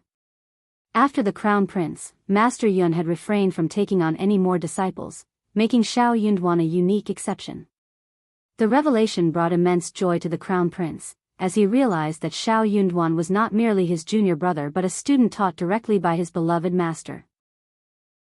The familiarity he sensed in Xiao Yunduan's essay now made perfect sense, as Xiao Yunduan had absorbed some of the essence of Master Yun's style during their interactions. The discovery of this connection between the two left Xiao Yunduan dumbfounded and filled the Crown Prince with pride, knowing that his esteemed master's teachings continued to influence and shape talented individuals like Xiao Yunduan. However, during that time, the Crown Prince hadn't considered the possibility of reuniting with Xiao Yunduan, and now he deeply regretted it. He wished he had reconnected with him much earlier, avoiding the lost time. Despite the strangeness of their unexpected reunion, the Crown Prince couldn't hide his excitement as he looked at Xiao Yunduan with sparkling eyes. He was eager to inquire about the well-being of the Grand Tutor and was pleased to find Xiao Yunduan very amicable. Ever since Minister Old Yun left the capital, there had been no contact with him. The Crown Prince felt a sense of sadness whenever he thought about the elder man. He understood that the reason for Minister Old Yun's departure was likely to give up everything and leave behind the complexities of the court. Though the Crown Prince longed for the elder man's return to the capital, he was aware of the purpose behind his mentor's actions. He knew it was best for the elderly men to stay away from the court's intrigue and politics. The Crown Prince's father had placed great trust in Minister Old Yun, and it was due to that trust that the Crown Prince found himself in his current position. If you find any errors, ads pop up, ads redirect, broken links, non-standard content, etc., please let us know each report so we can fix it as soon as possible. Chapter 1155, Returning Our Luck. That was the junior brother of the Crown Prince. Everyone knew how much the young master respected Minister Old Yun. He had been in the intermediate for a long time, and Minister Old Yun had never accepted any disciples or taught anyone. The disciples he had accepted in the early years were all much older than the young master, and they had their own careers, or they had taught countless disciples, so the young master did not need to ask for his guidance. One of Minister Old Yun's disciples was born after the Crown Prince, and the Crown Prince would definitely treat him well. Xianxia felt a mix of sadness and bitterness. She had good taste, but what was the point of having good taste? It was not the right time. In the end, she got nothing. Officer Tian and Madame Tian were both annoyed. What was going on? Needless to say, Madame Lady Qiao felt furious as she covered her chest. She glared at Third Old Master and his wife, demanding them to bring Xiao Xian back home. That damned girl must have stolen our luck. She's so evil. Why did you even raise her? I want her to return our fortune to us. The couple from the first section of the family and the second section of the family did not say a thing. They looked at each other coldly, as if they believed what Third Old Master Qiao said. Or they would rather believe what they said. They started to view Third Old Master Qiao and his wife differently. That man was involved with Minister Old Yun. Minister Old Yun was the most respected scholar in the whole world, holding positions as the tutor of the Crown Prince and as a scholar of the academy. All scholars in the world admired him, including Third Old Master Qiao, Qiao Hongxi, and the son of the second section of the family. How fortunate it was for someone to be taught by Minister Old Yun, especially after having taught the young master. It was like receiving a lifetime of blessings. Qiao Hongxi and Qiao Hongquang were also highly motivated. They believed Madame Lady Qiao's words. Xiao Xian must have stolen the Qiao family's fortune. There couldn't be any other explanation. Otherwise, how could Xiao Yunduan have risen from a poor boy in the countryside, born to do labor work, to his current status? Third Old Master's face darkened with regret, feeling the pain in his chest. Third Madame Qiao's eyes turned red, as she cursed fate for being so unfair and blind. And when he thought about how Minister Old Yun had taught Xiao Yunduan in the county for so long, Third Old Master felt even more remorseful, wishing he could smash his head against the wall in frustration. It was exasperating. Xiao Xian might not know much, being a woman, but Xiao Yunduan was a man and should have had some knowledge. Even if he had no idea who Minister Old Yun was, he should not have lied about it. If he had known that there was such a knowledgeable man in the country, he should have informed him. After all, he was still their son-in-law at that time. Third Old Master couldn't bear it any longer, and he stopped Xiao Yunduan and blamed him. Xiao Yunduan was feeling increasingly frustrated. He had been worn out by all kinds of social gatherings in recent days, leaving him with no energy to engage with Third Old Master Qiao. Confronted by Third Old Master's angry accusations, he maintained a calm demeanor and responded, Minister Old Yun values tranquility and dislikes disturbances. He advised us not to mention him in front of others. This reply only further aggravated Third Old Master's annoyance. For days after the news was exposed, Xiao Yunduan received a transfer order from his officer superior. He was officially appointed as the Minister Counselor of the Ministry of Revenue, receiving a promotion from a 7th-ranked officer to a 5th-ranked officer, a remarkable advancement of 2 ranks. For him, this promotion was nothing short of a miracle. Graciously accepting the order, Xiao Yunduan bid farewell to the Hanlin Academy and embraced his new position.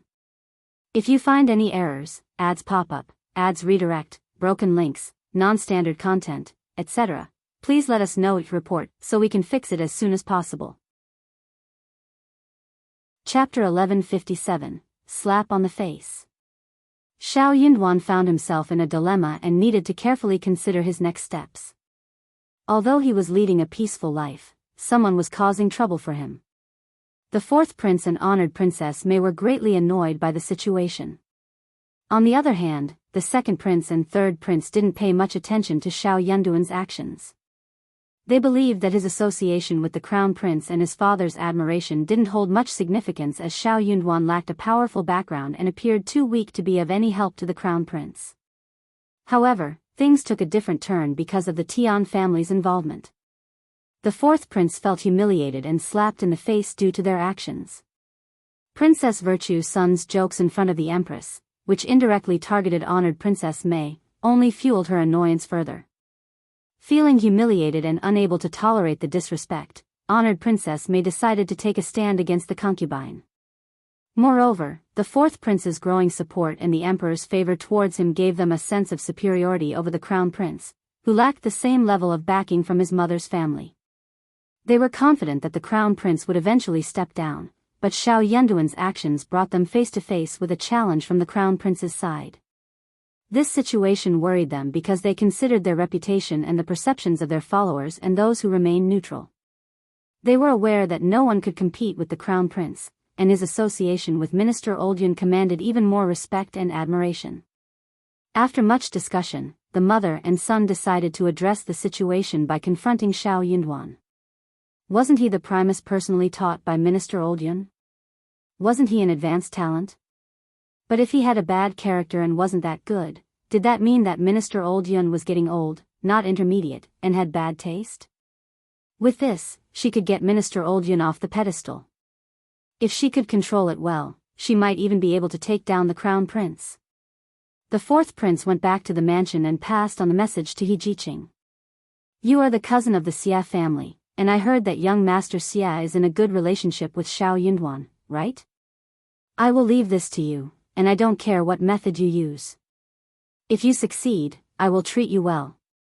In the end, the fourth prince decided to listen to his mother and not look down at women. He Jiqing was the best person to deal with this. She was Xiao Yunduan's old friend, and even if that did not work out, she could be pushed out as the scapegoat.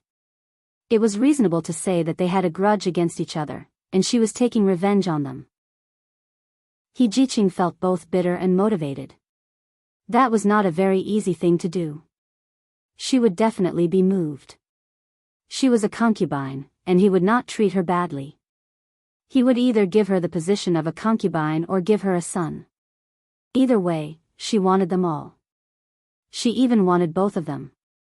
But there was no free lunch in the world, and there was no free lunch. Elder Miss had given her a warning before, and she could still stall for time. But since His Highness said so, she could not delay any longer. He Jiqing asked Xiao Wei to meet her privately. Xiao Wei was very young, but she looked fierce. She was not having a good time either. She was suffering physically and mentally. That was such a huge blow to her. When Xiao Xian fell into the water and was forced to break off the engagement with the Yang family, she felt happy and gloating. Chapter 1157, Slap on the Face.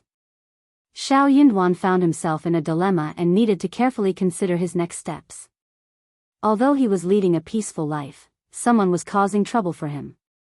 The fourth prince and honored Princess Mei were greatly annoyed by the situation. On the other hand, the second prince and third prince didn't pay much attention to Xiao Yunduan's actions.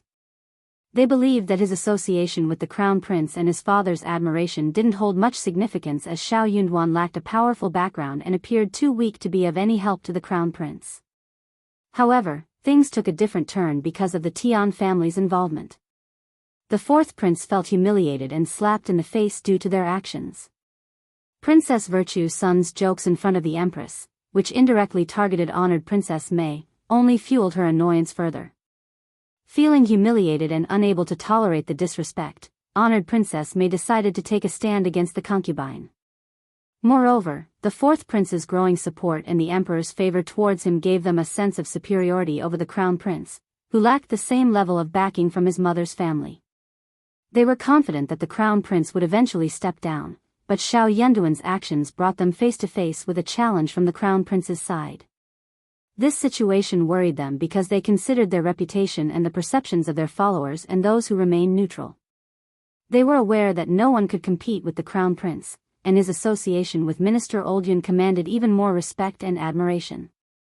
After much discussion, the mother and son decided to address the situation by confronting Xiao Yunduan.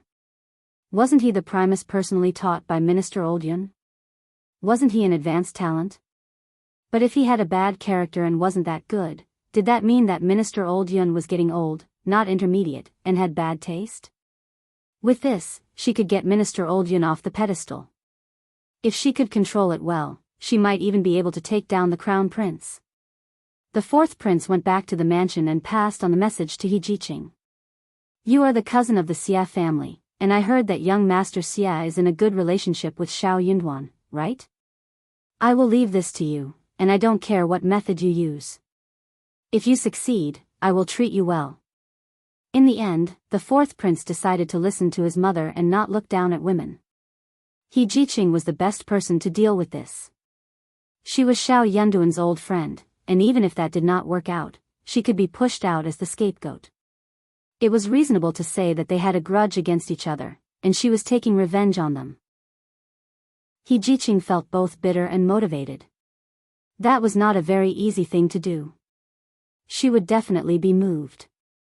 She was a concubine, and he would not treat her badly. He would either give her the position of a concubine or give her a son. Either way, she wanted them all. She even wanted both of them. But there was no free lunch in the world, and there was no free lunch. Elder Miss had given her a warning before, and she could still stall for time. But since His Highness said so, she could not delay any longer.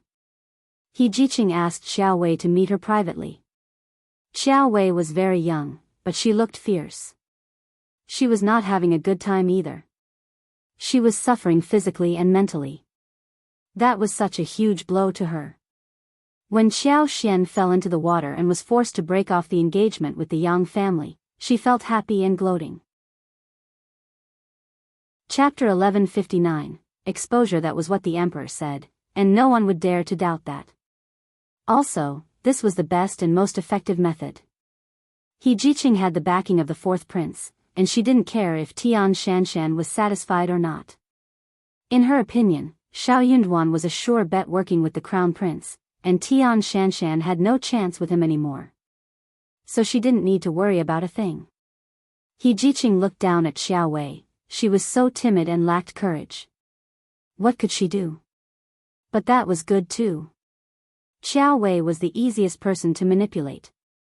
A few days later, a group from the Hanlin Academy gathered at Xianxia to recite poetry, and they invited Xiao Yunduan along with some other young officials from the 6 departments.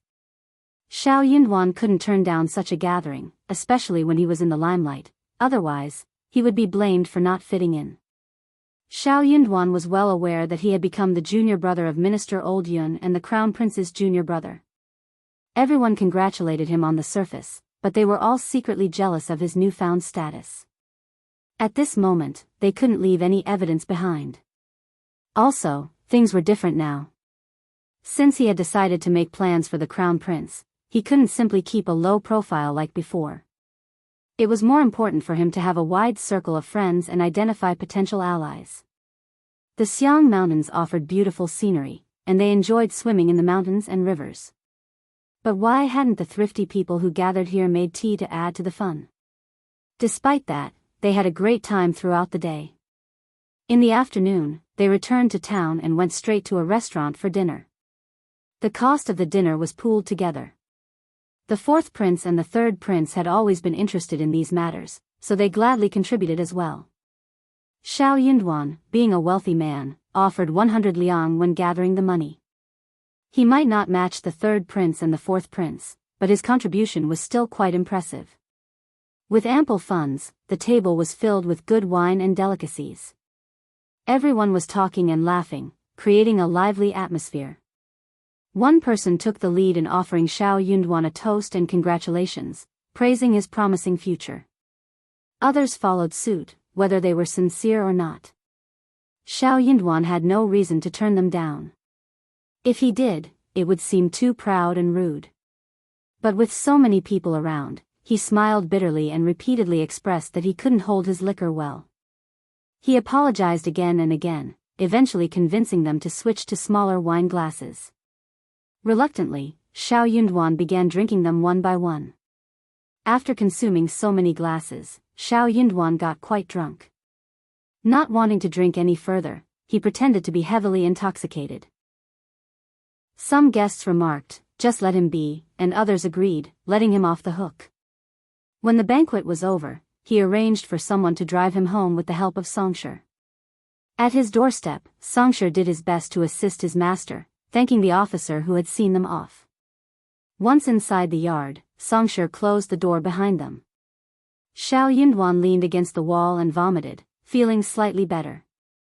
To his surprise, he wasn't actually as drunk as he had led them to believe. He was impressed by how well he had managed to hold his liquor.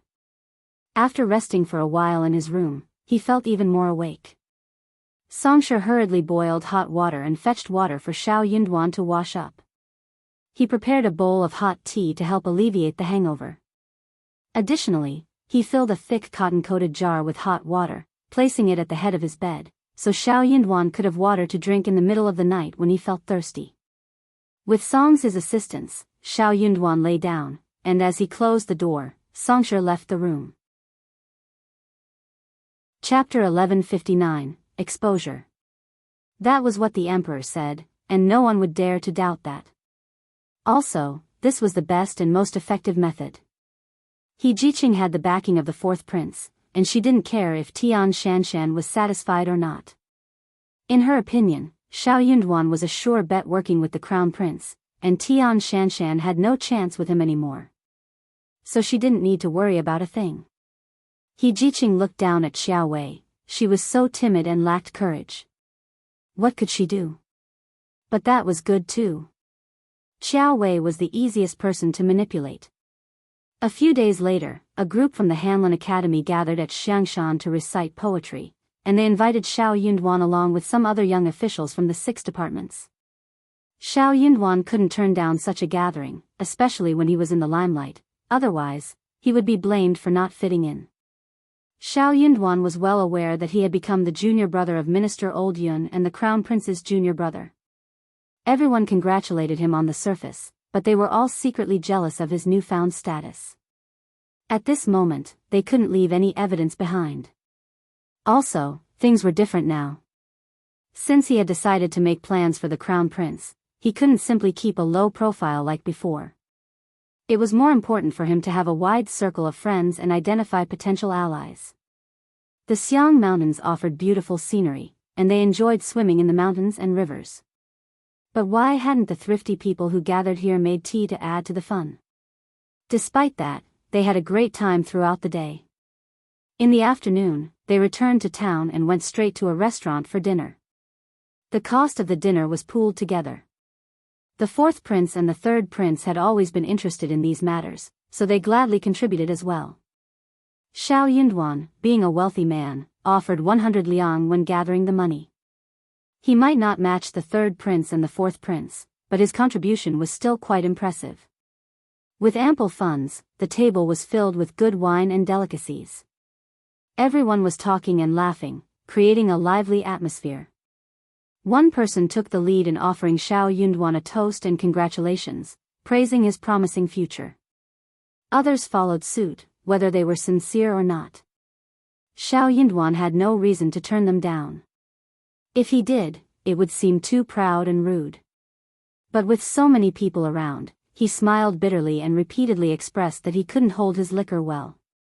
He apologized again and again, eventually convincing them to switch to smaller wine glasses.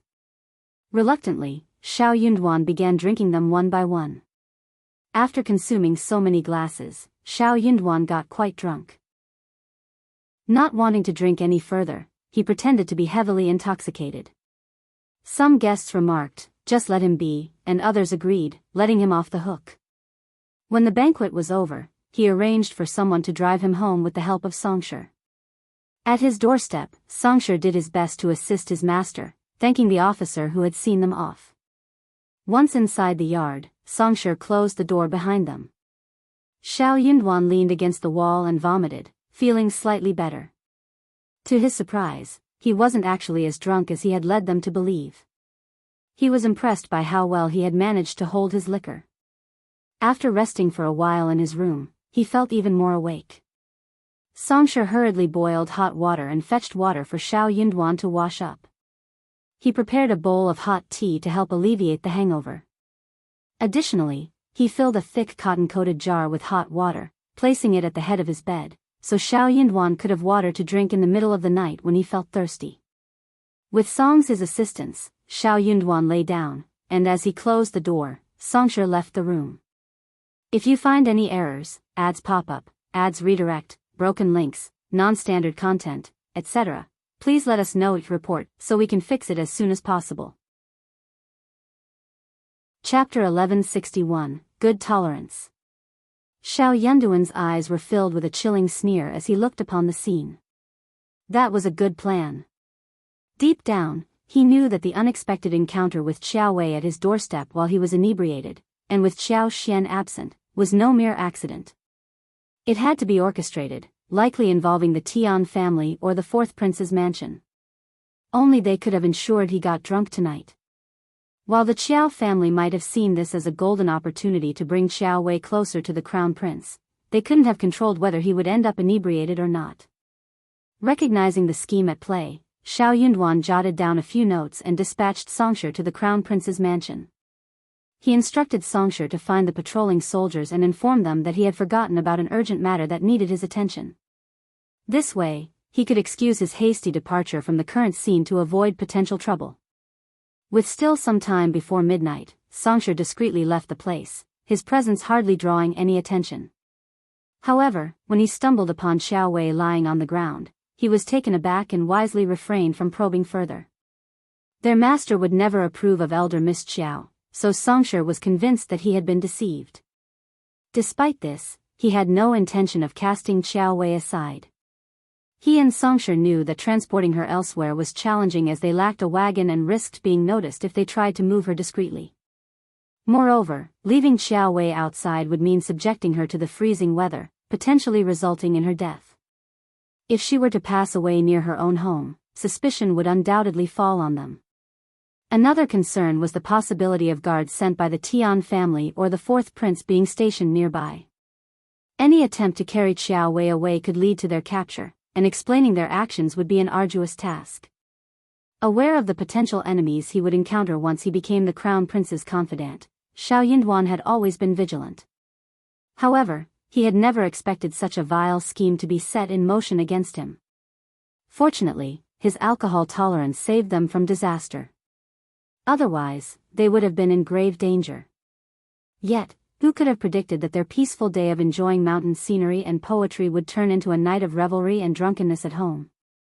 It was not uncommon for them to doze off under such circumstances. But they were waiting for them here.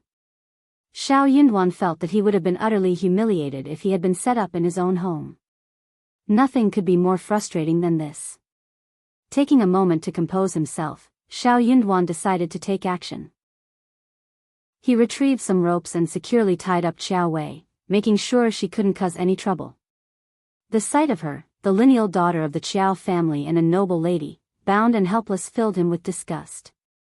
Meanwhile, Xianxia ventured outside and quickly located a small team from the military department responsible for night patrols. He revealed his identity and explained the situation, requesting their assistance. Upon learning that it concerned the crown prince, the team didn't dare to waste any time and immediately sent 2 men to accompany Xianxia to the crown prince's mansion. Arriving at the crown prince's mansion late at night, Xianxia's presence startled the gatekeeper, who promptly allowed him in while notifying the crown prince of his arrival. Upon reading the note Xiao Yunduan had entrusted to Xianxia, the crown prince's expression turned grave, his inner fury mounting. Had it not been for Xiao Yunduan's ability to handle alcohol, his reputation would have suffered irreparable damage the following day. If you find any errors, ads pop up, ads redirect, broken links, non-standard content, etc. Please let us know your report so we can fix it as soon as possible. Chapter 1163, Instigated. Xiao Yunduan briskly left the room, striding toward Xiao Hongxi and positioning himself in front of the door. Xiao Hongxi, what brings you here? He asked calmly. Xiao Hongxi's face was flushed with anger. How dare you ask me that? You've bullied my sister and ruined her reputation. How could you have the audacity to question me? He had harbored the thought of hitting Xiao Yunduan for a while, and he saw this as the perfect opportunity. Rolling up his sleeves, he prepared to strike. Reacting quickly, Xianxia stepped forward and grabbed Xiao Hongxi's hands, shouting, "Young Master Xiao, don't do anything rash. Our fifth master holds a prominent position as a fifth-grade minister of revenue, while you are merely a fortunate man from Hanlin Academy. Hitting our fifth master would be a grave offense to your superior." At the mention of Xiao Yunduan's status, Xiao Hongxi's anger subsided somewhat. The bystanders who had followed Xiao Hongxi were eager to intervene, but they held back, realizing the situation's seriousness. It was a tense and charged moment. Glancing at the onlookers, Xiao Yunduan discerned that they were no ordinary troublemakers. Their willingness to come to Xiao Hongxi's aid hinted that they were manipulated into this confrontation. A faint smile crossed Xiao Yunduan's face, finding their arrogance amusing. "Young Master Xiao, please explain yourself clearly.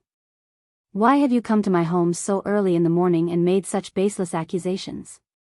You can't simply defame me like this.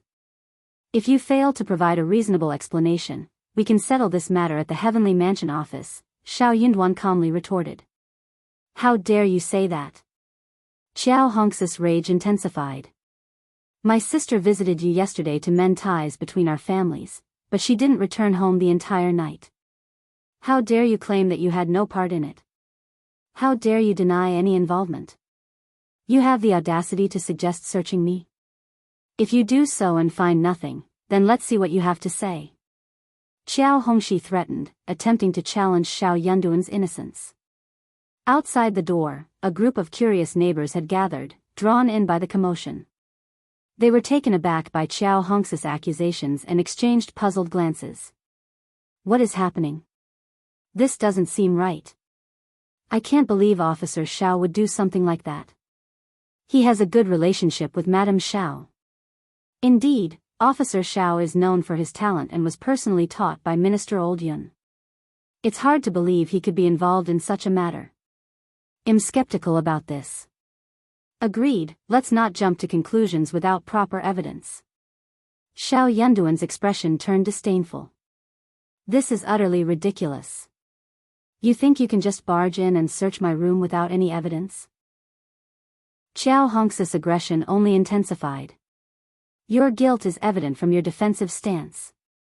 That tactic won't work on me. I've even claimed that the Qiao family stole 1,000 liang from me.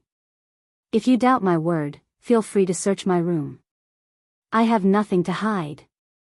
You're being completely unreasonable." Hee, Xiao Yunduan shook his head, realizing his words fell on deaf ears. "Xiao Hongxi, I'm not joking around here. I won't let you invade my privacy and disturb my home just based on baseless accusations. This is not going to happen. I don't care. Xiao Yunduan, I'm dead serious about this matter. I will search your room today, whether you like it or not. I won't let my sister suffer for nothing. Politeness won't work with him, just go ahead and search. We'll see who dares." Xiao Yunduan retorted sharply. "You may be young Master Qiao, but that doesn't give you the right to trespass and act like a robber. You're blatantly disregarding the law and challenging the court. Be careful of the consequences you'll face, like beheading.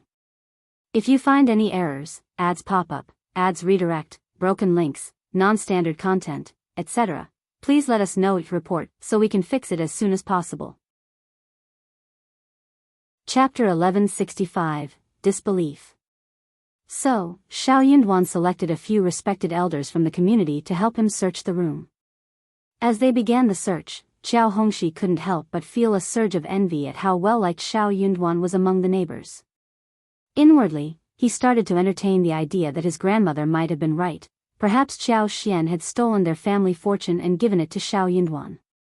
How else could he have such strong support and freedom to act as he pleased? Xiao Hongxi's annoyance grew, and he glared at Xiao Yunduan, determined to teach him a lesson. Believing that finding his sister would prove Xiao Yunduan's deceit, Xiao Hongxi stormed into the room, accompanied by the others. To their surprise, they couldn't find Xiao Wei anywhere, leaving them dumbfounded. Xiao Hongxi didn't realize the significance of this, but Xiao Yunduan did. The idle men exchanged anxious glances, sensing that something was amiss. Xiao Yunduan knew exactly where they had come from, and his mind raced to understand the situation. How is this possible? How can she be gone? Xiao Hongxi exclaimed in disbelief. Recalling the letter he received, detailing Xiao Yunduan's actions the previous night and his supposed interactions with Xiao Wei, he had believed every word. Furthermore, he had even checked Xiao Wei's room and found it empty. It was clear that she wasn't there. Xiao Hongxi had sought out the assistance of some passers-by, asking them to join in the search. In his mind, Xiao Yunduan must be hiding something, as he had repeatedly rejected their offers to help. But now, faced with the inability to find his sister, Xiao Hongxi's frustration peaked. You must have hidden her, he accused Xiao Yunduan, his emotions getting the best of him. Xiao Yunduan's voice turned cold as he retorted, Xiao Hongxi, it seems like you're the only one who's vocal here, right? You believe what you say is the absolute truth? Fine, then take me to the governmental office if that's what you think. Your sister's disappearance is a serious matter, after all. Xiao Hongxi was already panicking. Last night, she clearly, you saw that? No, but, heard that? Who did you hear this from? Xiao Hongxi had no idea who it was, and even if he did, he would not reveal the secret. Neighbors could not stand that anymore. They complained. That is so over the top. They are ruining Officer Xiao's reputation. I knew it. Officer Xiao is not like this. I almost believed what that man said, but, that man looks so mean and wretched. He is definitely not a good person. Xiao Hongxi's face flushed with anger as he snapped, I am not mistaken. My sister must have been here. You must have set her up. Xiao Yunduan sneered in response to Xiao Hongxi's accusation. As they continued to argue, a team of guards entered the room, causing Xiao Hongxi to startle. The onlookers' hearts sank, sensing trouble was brewing. Seizing the opportunity, Xiao Yunduan pointed at Xiao Hongxi and said to the guards, Thank you for your timely arrival. This man has falsely accused me, and I have no idea what he's talking about. Please escort him to the governmental office and request the governor to interrogate him. The guards greeted Xiao Yunduan respectfully and nodded in agreement. Xianxia, one of the onlookers, took this moment to recount the entire incident to the guards. The leader of the guards seemed eager to please Xiao Yunduan and showed no concern for Xiao Hongxi. He promptly ordered his men to fetch Xiao Yunduan. Furious at Xiao Yunduan's actions, Xiao Hongxi struggled and yelled, Xiao Yunduan, you set up my sister and attempted to frame me. You are a disgraceful son-in-law of the Qiao family. My father must have been blind to accept you into our family. If you find any errors, ads pop up, ads redirect, broken links, non-standard content, etc., please let us know each report so we can fix it as soon as possible. Chapter 1167, Nonsense. Impossible. That is impossible. Xiao Hongxi was not stupid either. The letter clearly explained how Xiao Yunduan behaved the day before, how his sister went to the Xiao family to beg Xiao Yunduan, and how Xiao Yunduan took her into the yard. In short, there were so many details, and it couldn't have been a rumor made out of nothing. Those who were not at Xiao Yunduan's gathering the day before would not have known so many details. Those details could be verified by asking a few people who were present that day. As long as the details could be proved to be true, then the other contents of the letter could be believed, right? Or maybe Xiao Yunduan was the suspect. That was why Xiao Hongxi dared to cause trouble for Xiao Yunduan. Also, he was worried that Xiao Yunduan would move his sister away. So he rushed to the Xiao residence as soon as he heard the news and confirmed that his sister was not in the room. But he had not expected that Xiao Yunduan would report this to the governmental office. He reported this to the governmental office. What he had not expected was that the letter, which he had been holding in his arms, disappeared without a trace. Qiao Hongxi, how dare you? The governor got impatient and snapped. Qiao Hongxi shivered and almost tripped. Officer, that is not true. I swear that the letter did exist, otherwise, would not have known that Xiao Yunduan would do something like this. Yes, Xiao Yunduan must have stolen the letter. He must have. The governor was so annoyed that he sneered. You are a scholar? You are so unreasonable. You mean Officer Xiao stole the letter from you in public?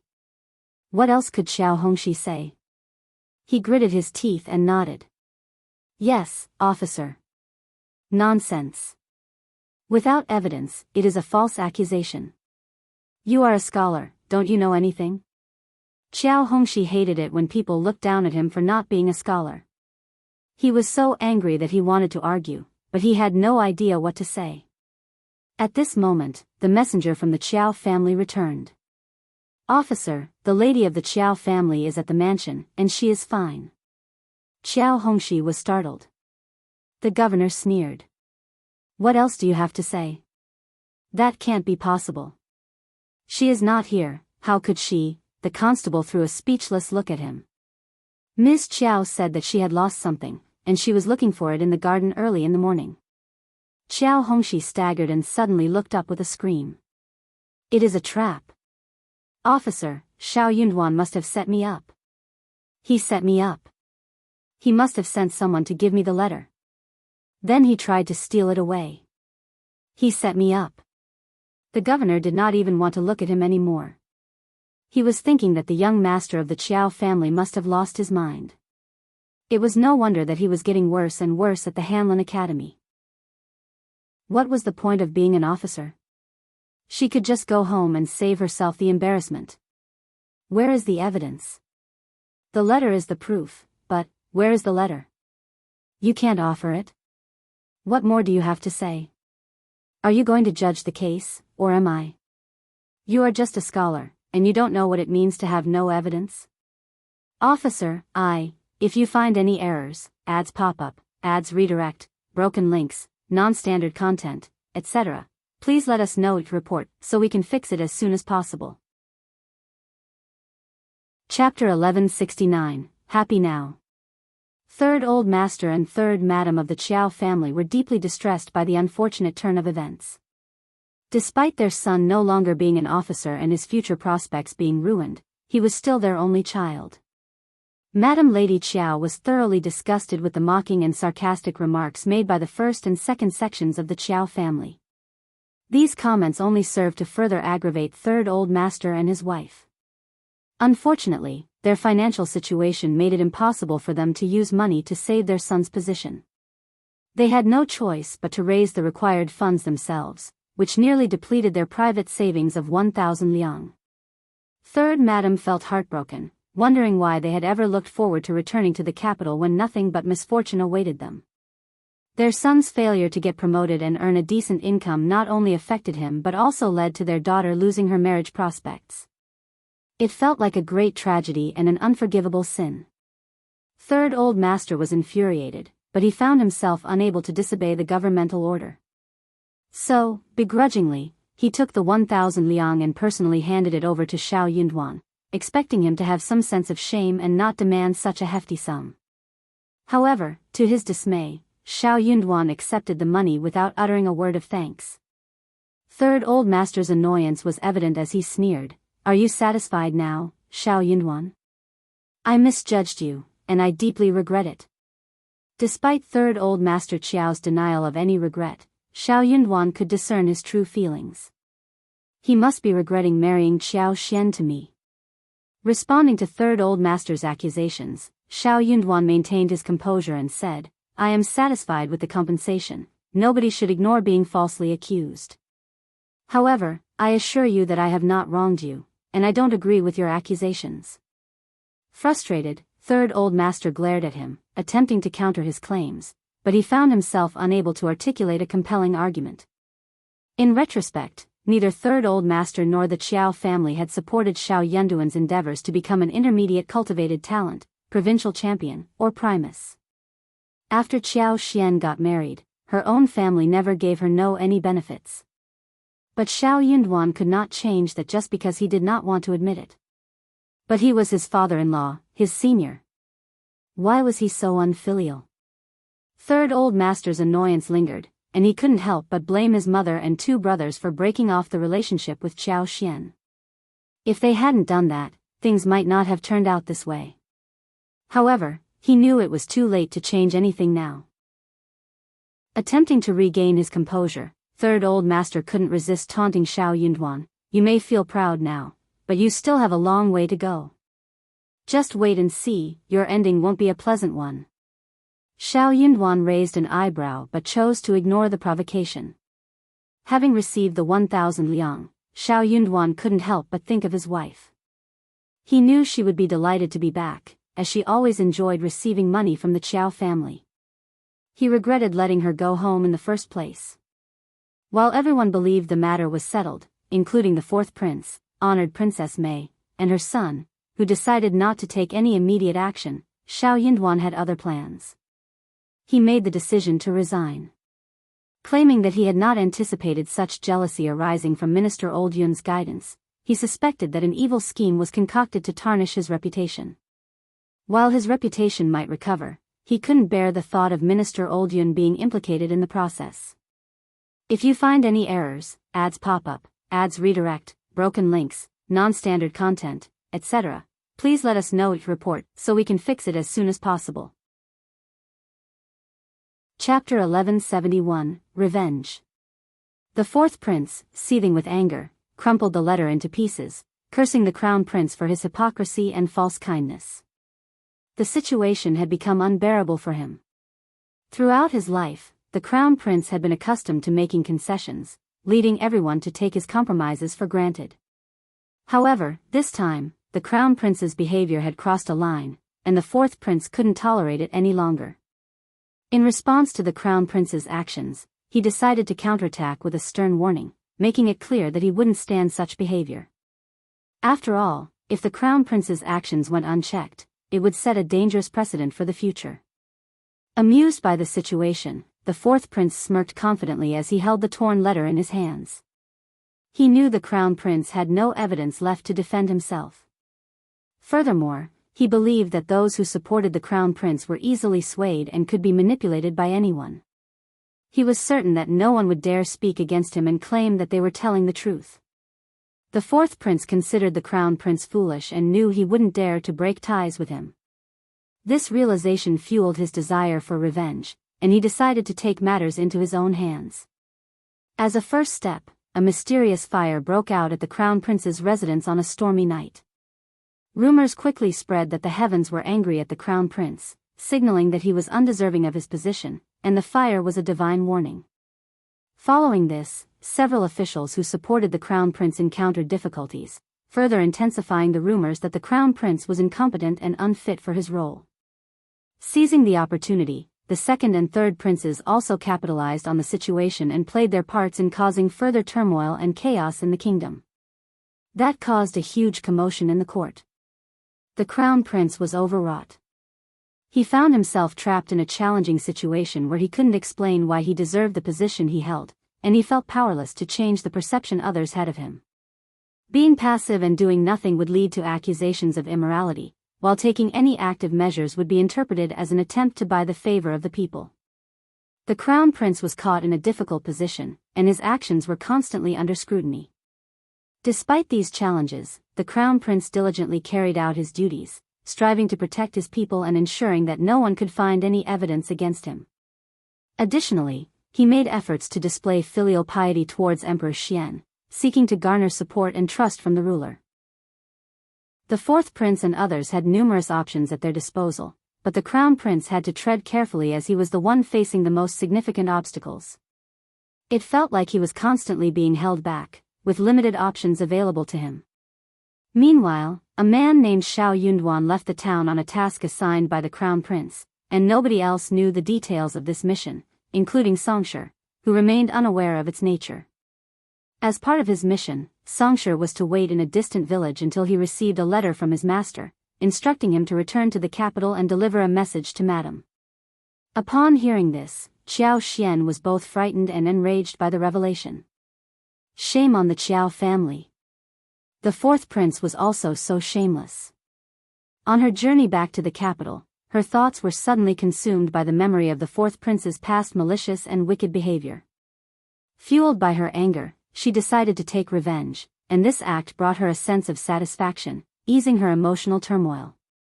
Had she not retaliated, the continuous torment from the fourth prince's actions would have made her feel even worse, making it difficult for her to bear hearing all the recent events. Besides their despicable behavior, she wondered what else the fourth prince and his allies were capable of doing to harm others. Incredibly, Xiao Yunduan managed to survive the ordeal he had encountered. It seemed like he was fortunate not to have been truly drunk on that fateful night. Otherwise, Qiao Xian pondered whether she could have found it within herself to forgive him, even though she knew it wasn't entirely his fault. Furthermore, Qiao Wei's audacity to show interest in her man was an affront to her. That woman had no genuine care or affection for Xiao Yunduan in the first place. Fifth Madam, it is good that you are back. He will be so happy to know about this. He has been thinking about you all the time. Xianxia felt a bit nervous seeing Qiao Xian's expression. He smiled and said. Qiao Xian threw a look at him and smiled. Did he let you meet him somewhere again? If you find any errors, ads pop up, ads redirect, broken links, non-standard content, etc., please let us know each report so we can fix it as soon as possible. Chapter 1173, Different People. The three madams, Qiao Feng and Qiao Li, as well as the two young daughter-in-laws, as well as the well-respected aunts and maids, were all present. That was very scary. Those who did not know what was going on would think that the Qiao family was just some rich and powerful family. But Qiao Xian had revealed their secret a few times, and they knew what was going on here. The moment she walked in, countless hostile eyes fell on her, without showing any fear. Qiao Xian raised her eyebrows, smiled and sat down directly. Gasps arose in the room, and some people could not help but look shocked. Some people were even adrift, feeling very uncomfortable and angry. After all, this was not the first time for Qiao Xian to visit the Qiao family. She and Xiao Yunduan had been here before for the spring examination. During that time, she behaved like a timid quail, not daring to utter a word behind Xiao Yunduan. However, the Qiao Xian standing before them now was a stark contrast. Dressed in beautiful clothes with a shining pearl hairpin adorning her smooth and neat bun, her exquisite makeup and confident posture elevated her temperament significantly. She appeared to be a completely different person. First Madame Qiao gritted her teeth and felt a pang of bitterness in her heart. It was true what they said about arrogance. How could they accept being bullied by such a despicable person? But what bothered them the most was their powerlessness to do anything about it. Both her husband and she were successful, making it difficult to confront them. Second Mrs. Qiao sneered. Qiao Xian, you don't even greet the senior members of the family. You have no respect for our rules. Qiao Xian glanced at her and replied coldly, rules? How ironic for the Qiao family to talk about rules with me. Rules are meant for those who actually follow them, not you. You, how dare you? Madame Lady Qiao's face twitched as she pointed at Qiao Xian. You bitch, how dare you? Qiao Xian turned to Second Mrs. Qiao. Second Mrs. Qiao, did you see that? Madame Qiao of the Qiao family keeps spouting vulgar words. What rules are those talking about? You, Madame Lady Qiao shivered and panted. First Madame Qiao snapped, Qiao Xian, what on earth are you doing here? You are not welcome at the Qiao family. She felt incredibly embarrassed when she heard Madame Lady Qiao's hurtful words in front of the servants. Qiao Xian retorted, believe me, I don't want to be here either. We have nothing to do with each other, so let's mind our own business, shall we? But the Qiao family keeps causing trouble. Do you think my husband and I are easily bullied just because we have family connections in the capital?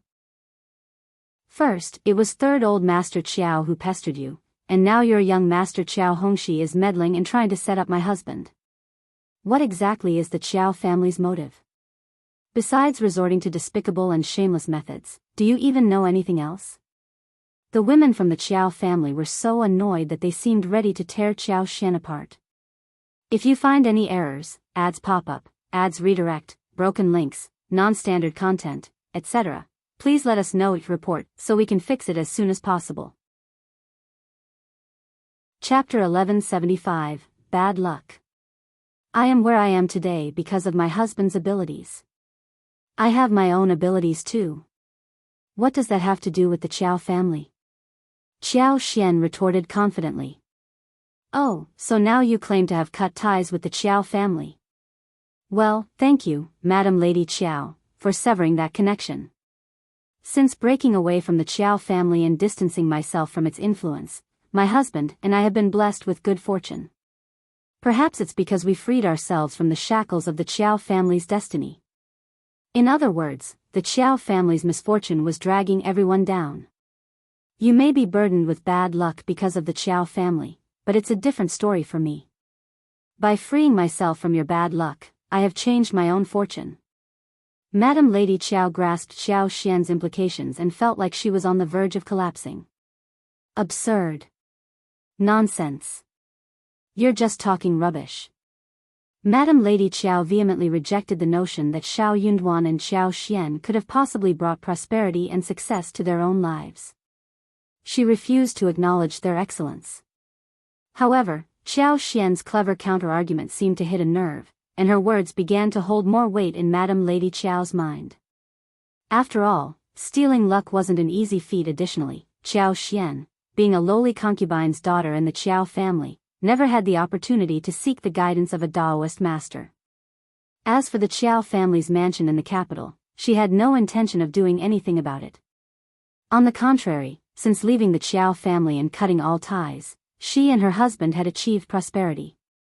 This, to Xianxia, indicated that the problem lay with the Qiao family itself. Madam Lady Qiao's mental composure crumbled under Xianxia's relentless arguments, and she couldn't bear it any longer. Xianxia sneered, "That's not important. What matters is that I have completely disassociated myself from the Qiao family, and whatever I have now has nothing to do with you or them. I have no interest in the Qiao family's luck whatsoever. I'm here to warn you, and let this be the last time. If you ever try to set me up again, don't blame me for being merciless. I'm sure no one from the Qiao family wants to suffer the same fate as Qiao Hongxi, right?" How arrogant. Madam Lady Qiao's expression darkened, and so did the others present. Third Madam became even more furious. "Xianxia, you despicable woman, you're threatening us. And if you perceive it as a threat, what will you do? If you think I'm merely joking and that I can't do anything to you, go ahead and test me. But remember, I've already warned you. If you provoke me, it'll be too late for regrets. Don't blame me for showing no mercy." Second Mrs. Qiao's eldest son was unconvinced. "You seem awfully certain that you can do us harm?" The Qiao family is a powerful clan in the intermediate capital, with prestigious titles. Your husband's family is nothing in comparison. Xianxia gazed at her deeply. "You're welcome to try me." Second Mrs. Qiao struggled to find a response and held her breath in frustration. Internally, she felt vexed. Her son was about to take the imperial examination, and once he achieved the rank of advanced scholar and became an official, Xiao Yunduan would pale in comparison. First Madam Qiao shared a similar sentiment. However, her husband held a lower position as a sixth-ranked officer in the Ministry of Rights, and he couldn't match Xiao Yunduan, the new Primus. Thus, she had no effective rebuttal against Xianxia's claims. If you find any errors, ads pop up, ads redirect, broken links, non-standard content, etc., please let us know each report so we can fix it as soon as possible. Chapter 1176, Good Luck. Thinking about this, she couldn't help but feel annoyed. She even held resentment towards the third branch of the family. What were they thinking? If they didn't want the concubine's daughter to stand out, they should have put more effort into suppressing her and hindering her progress. As the matriarch, she had control over the entire household, including the backyard. Why did Xianxia have to strive for the top position? But the Qiao family had been disgraced because of their grudge. It was frustrating that they, innocent bystanders, were forced to show respect to Xianxia. Xianxia glanced at them and stood up. Best of luck to all of you. The women from the Qiao family felt their faces burn with humiliation. They needed to preserve their reputation, otherwise, the household staff would no longer respect them. First Madame Qiao replied coldly, "Same to you. Don't get too arrogant and remember that there's a long road ahead. The Qiao family will never lack promising descendants." Xianxia smiled. "That's not my concern. But if any of you ever try to scheme against my husband and me again, be prepared for the consequences. You. Bye." Xianxia walked away with Li Xia and Li Qiu, leaving the Qiao family in a state of helplessness. They could only watch her departure without daring to take any action. Xiao Yunduan held the favor of the crown prince, and Xiaoxian's position in the court was uncertain. If she were to get hurt while handling the peonies, the consequences for the Qiao family would be dire. It was a humiliating situation for them. She's so arrogant and wicked. How can someone with such rude manners go far? She manages to offend people the moment she opens her mouth. Just wait and see, someone will surely punish her. Yes, she will learn her lesson. The Qiao family may not be a powerful family, but neither is she. There's no need to engage in an argument with her. First Madam and second Mrs. Qiao attempted to defend themselves, feeling indignant as they desperately tried to convince themselves of their righteousness. In their minds, what they said appeared to make perfect sense. Madam Lady Qiao's expression softened as she dismissed the maids and aunts and scolded Third Madam Qiao. Third Madam Qiao became so enraged that she almost lashed out at Madam Lady Qiao. After venting her anger, Madam Lady Qiao grew tired and waved her hands to dismiss everyone, leaving only her daughter-in-law behind. Third Mrs. Qiao trembled and struggled to stand, relying on Auntie Ling's help. With reddened eyes, she left Madam Lady Qiao's presence. Once back in her room, she collapsed and lost consciousness. Auntie Ling called for help and assisted her to lie down, but she dared not make any noise, fearing that Madam Lady Qiao might accuse her of feigning fainting to portray herself as the victim of her mean daughter-in-law. Auntie Ling couldn't help but cry, feeling distressed for Madam Qiao. Xianxia had gone too far. How could she hate her family? Madam Qiao was her lineal mother, and without her and old master, she wouldn't be where she was today. Yet, she held on to grudges and overlooked the good, causing Madam Qiao's current state. Upon hearing of Xiaoxian's presence, Qiao Wei was startled and dared not approach her. If you find any errors, ads pop up, ads redirect, broken links, non-standard content, etc., please let us know it report so we can fix it as soon as possible. Chapter 1177, Annoyed. She had not anticipated that she would develop a fear of Xiaoxian, otherwise, she would have become even more annoyed. Rushing to her mother's room upon hearing she had returned, she found her lying there unconscious and pale. Filled with panic, she anxiously inquired about what had happened. Auntie Ling understood Xiao Wei's temperament well and knew she couldn't reveal the truth. If Xiao Wei became so infuriated that she confronted second Miss again, it would put Xiao Wei at a disadvantage and might implicate Old Master and Madame Qiao as well, considering their already precarious situation. With a smile, Auntie Ling cleverly changed the subject, mentioning that Madame Qiao's recovery was still ongoing, and she found it difficult to sit in Madame Lady Qiao's place any longer. Initially silent, Xiao Wei finally spoke in a small voice, her lips trembling. "Xiaoxian is involved too, isn't she?" Auntie Ling couldn't deny it, as that would sound far too disingenuous. She sighed, her voice tinged with concern. "Miss, it's becoming increasingly difficult for us to remain in the mansion. Madam is unwell, and as for young master, you should simply focus on living a good life. There's no need for you to take any action. Madam will surely protect you." Xiao Wei let out a derisive snort, fully understanding Auntie Ling's implications.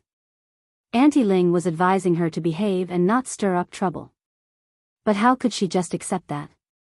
Xiao Yinduan was nothing more than a rustic man from the countryside, while she belonged to a noble family in the capital. How dare he treat her so indifferently? It infuriated her. Auntie, I deeply regret not punishing Xiao Xian severely enough for her to give up on her devious plans. Xiao Wei exclaimed with frustration. Auntie Ling's heart skipped a beat, and she remained silent. She knew that Madame had expressed this sentiment numerous times before. At that moment, third Madame Qiao woke up from her slumber. Upon seeing her own daughter, her eyes welled up with tears as she gazed at Xiao Wei, attributing all of this to Xiao Yunduan's connection with Xiao Xian, the one responsible for their current predicament. Mom! Xiao Wei rushed into her arms, weeping uncontrollably. Mom, please just find me a suitable family. Nothing else matters. What's important is that I can confront Xiao Xian, that wretched woman. I'll marry anyone I want. Third Madame's expression shifted. I loathe her. Xiao Wei clenched her teeth while still embracing her mother. In this lifetime, she knew she would never find a decent suitor. So, as long as she could make Xiao Xian suffer, she would find some solace in her heart. She realized that if she didn't comply with He Jiqing's demands, He Jiqing would refuse to assist her, leaving her with no external support. Third Mrs. Qiao closed her eyes, and tears streamed down from the corners as both mother and daughter cried with their hands over their heads, seeking solace in each other's embrace. As Xiao Xian departed from the Qiao family, she let out a sigh of relief, feeling a sense of ease now that she was away from the turmoil. If the Qiao family refused to cooperate with her plans, she wouldn't back down so easily. With her extraordinary abilities, she knew she could effortlessly wreak havoc at the Qiao mansion under the cover of night.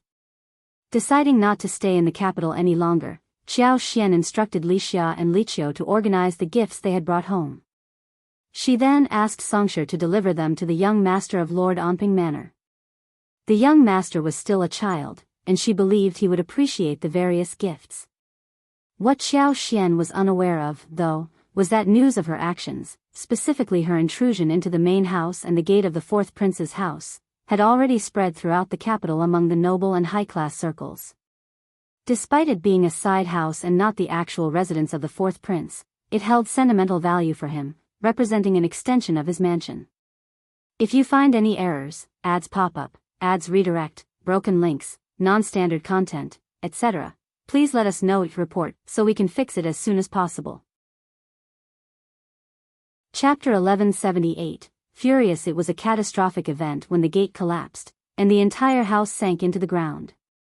This incident had serious implications as the crown prince believed he had been set up by the fourth prince. In order to regain his position, the crown prince knew he had to retaliate, but he also understood that his followers might not agree with his approach. Although he was known for being magnanimous, the crown prince had his limits, and he couldn't let this betrayal slide. After being humiliated by the fourth prince, he intended to strike back when the opportunity arose.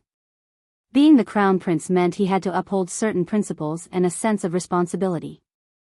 Without maintaining his integrity and principles, he wouldn't be worthy of the title. After the fourth prince took over, rumors about him spread like wildfire, signifying the concept of heaven's fury. The mysterious collapse of the front door and main room of the courtyard without any warning raised questions about the divine intervention, indicating that the heavens themselves disapproved of the situation.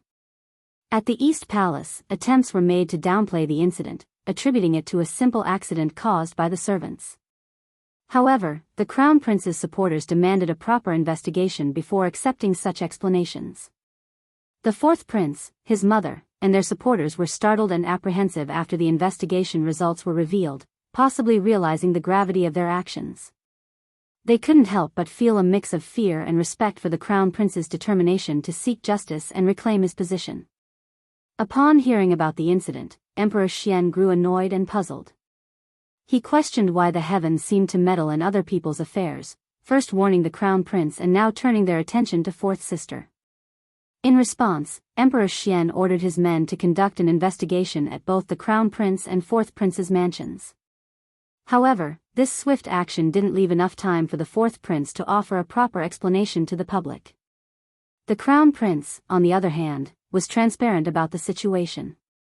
He clarified that the fire was an accidental result of a servant's actions, which coincided with a thunderstorm followed by rain. He suggested that the Fourth Prince's men might have used this opportune moment to stir up trouble. The collapse at the Fourth Prince's place remained a mystery, as even the Ministry of Architecture couldn't identify its cause, making the situation seem inexplicable. This unusual circumstance was difficult to comprehend, as it involved forces beyond human control, like the heavens. The Fourth Prince, feeling a mix of anger and fear, became more compliant in light of these events. Even Emperor Xian was taken aback by the situation, wondering if it truly reflected the will of the heavens. The possibility that Fourth Sister and her allies had overstepped their bounds to the extent that it drew the heavens' displeasure crossed Emperor Xian's mind. He understood the Crown Prince's nature, kind, gentle, generous, and virtuous, but didn't take strict action regarding his children's occasional conflicts, turning a blind eye to such disputes. Deep inside his heart, he couldn't shake off the lingering fear of the Crown Prince. Despite the Crown Prince's filial and virtuous nature, he couldn't entrust the entire governance of the country solely to him. After all, securing his position as the next emperor of the Qin dynasty was of utmost importance. For this reason, he found comfort in the presence of his second, third, and fourth sons. Having them around provided a sense of assurance and stability. At times, he couldn't help but think that the Crown Prince lacked the strength to handle such responsibilities, leading him to occasionally overlook his actions and decisions. Chapter 1179, House and Land. As long as the brothers refrained from causing any trouble, he would leave them be. Being still young, there was no urgent need for him to decide whom to entrust the empire to. To his surprise, heavens will seem to favor the Crown Prince. This was a relief, as he didn't have to worry about the Crown Prince's filial piety. Xiao Xian was completely clueless about what was happening. Having asked someone to deliver gifts to Lord Anping Manor, she visited the 20 mu of land in the north of the town the next day. The project had already been completed, and it had cost a considerable amount of money to encircle the entire land with a high brick wall. However, her plan was to cultivate large quantities of potatoes and strawberries, which required proper wrapping and care. Additionally, they would grow various other vegetables, ensuring a steady harvest of fresh produce. Inside the vast walled area, there was a flat patch of green bricks, which served as a place for drying and sorting after the harvest. On both sides of the flat land, a row of houses had been built. On one side stood a cozy house, providing a place for them to take short breaks, while on the other side, a spacious storeroom was conveniently situated. Beneath the storeroom lay a cellar almost as large as the main structure. In front of the house, a pit had been carefully dug, and an assortment of pomegranates, magnolias, sweet osmanthus, and ginkgo trees had been planted. Though their trunks were currently bare, come spring, they would sprout and create a beautiful patch of greenery. The fields had been meticulously divided into neat and organized sections, yet at this time of the year, they appeared bare, devoid of any crops. Despite the empty appearance, a sense of achievement washed over Xiao Xian as she pondered the land she had acquired in the capital. She had a house and land in the capital. Xiao Xian felt an immense sense of satisfaction. She praised Xianxia and asked him to visit her occasionally. Her next step was to establish a partnership with a reliable fruit store so she could sell her strawberries to others. Finding the right collaborator was not an easy task. The person had to possess good character, be trustworthy, and fair, while also avoiding any trace of greed. This required a cautious approach. Confidently, Xianxia agreed that he would make it happen without any issues. The next day, a representative from Lord Anping Manor arrived to deliver presents to Xiao Xian. It was Auntie Zhu, the trusted aide of the princess consort of the prefecture lord. Xiao Xian and Auntie Zhu shared a close familiarity. Before Auntie Zhu even had a chance to greet her, Xiao Xian warmly welcomed her inside and expressed concern about Song's well-being, asking how he liked the gifts. Auntie Zhu happily confirmed that the gifts were well received by Xianxia and the princess consort of the prefecture lord. She also conveyed Madame Xiao's deep longing for Xianxia. Smiling, Xiao Xian remarked, "He is an innocent soul, and those who know him will treat him with kindness." Auntie Zhu laughed, agreeing wholeheartedly, "Indeed, our young master is truly pure-hearted." After a few moments of casual conversation, Auntie Zhu shared some important news. The prefecture lord and the princess consort of the prefecture lord are planning to spend the new year at the princess consort's home with their son and stay there for a considerable period. They might not return for a year or two, or even 3 to 5 years. It's truly a pity. Madam Xiao, you and Officer Xiao must take good care of yourselves. The climate in the capital can be quite unpredictable, so it's crucial to be attentive to your well-being and avoid any harm to your health. Chapter 1180, No More Relations. Xiao Xian was taken aback by Auntie Zhu's implications. Sensing the underlying concern in her words, she responded, "You're right, Auntie. We are in unfamiliar territory, and it's essential to take care of ourselves, especially during the harsh winter ahead. We can't afford to let our guard down, or we'll face great difficulties. No one will sympathize with us then, and we'll suffer." With a subtle smile, Xiao Xian used the opportunity to discreetly dismiss Li Xia and Li Qiu, asking them to attend to the maids who had accompanied Auntie Zhu and offer them tea and snacks. Once they were gone, Xiao Xian turned to Auntie Zhu with genuine concern, bowing slightly and speaking sincerely, "Auntie, please guide me and offer your wisdom." "No need to bow to me." Auntie Zhu gently helped Xiao Xian back up, feeling both gratified and saddened. She appreciated how easily she could converse with such an intelligent person like Xiao Xian, who seemed to grasp everything without the need for explicit explanations. However, her sadness stemmed from the realization that from that moment onward, the young master would no longer visit the Xiao residence to spend time with her and Officer Xiao. The close bond between the two families would also be affected, and they would no longer have the same opportunities to hang out together. Auntie Zhu reminisced about how the young master cherished Madame Xiao and Officer Xiao. Whenever Madame Xiao was absent, the young master would spend hours with Officer Xiao, enjoying their time together. They would sometimes engage in playful activities, and the young master relished those moments. In the eyes of the servants, the young master's happiness was of utmost importance, outweighing all other considerations. But Auntie Zhu carefully chose her words, not wanting to be too explicit. She sighed, wearing a gentle smile. "Officer Xiao and Minister Old Yun are old friends. It's no surprise that he possesses such great talent, earning recognition from the Emperor and Crown Prince. Despite his young age, he has already joined the Ministry of Revenue from the Hanlin Academy, promising a bright future ahead. However, as time goes on, he will be engrossed in official duties, and Madame Xiao will have to attend numerous social gatherings, leaving them with very little free time. Our son enjoys his leisure, and we wouldn't want to impose upon him any further. Besides, the prefecture lord and the princess consort of the prefecture lord would feel remorseful too. Madame Xiao, once I take this step, let's forget about mentioning it again. Serving alongside a ruler is akin to keeping company with a tiger. Officer Xiao's rise to prominence has attracted suspicion and envy from many quarters. Numerous eyes are watching him closely from afar. Both you and Officer Xiao need to be cautious. If someone plots against him, even the Crown Prince might find it challenging to come to his defense.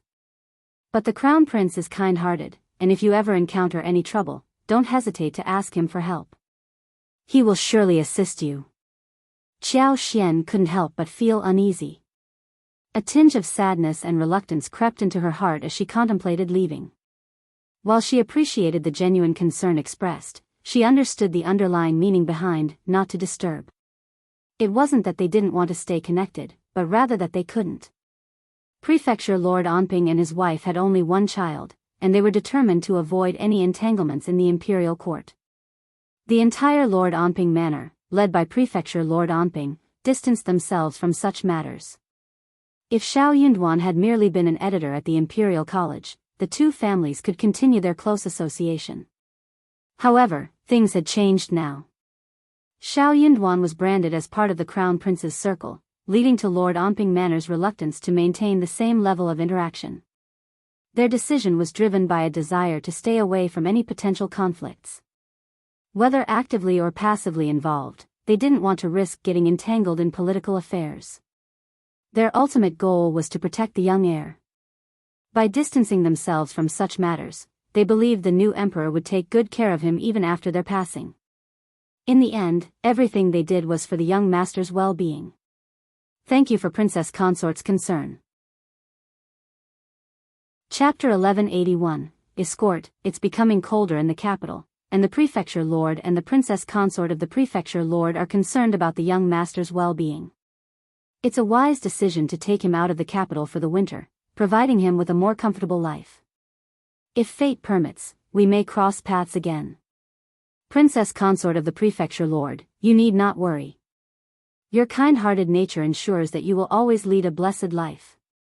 Auntie Zhu was delighted with the words she heard and couldn't help but smile warmly. She responded with a gentle expression, Madam Xiao, you are absolutely right. Thank you for your kind words. I believe our young master will be safe and sound.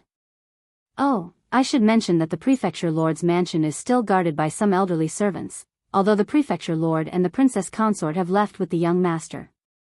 Although we have a limited number of people at the mansion, they are all long-serving loyal servants, some even from the family lineage.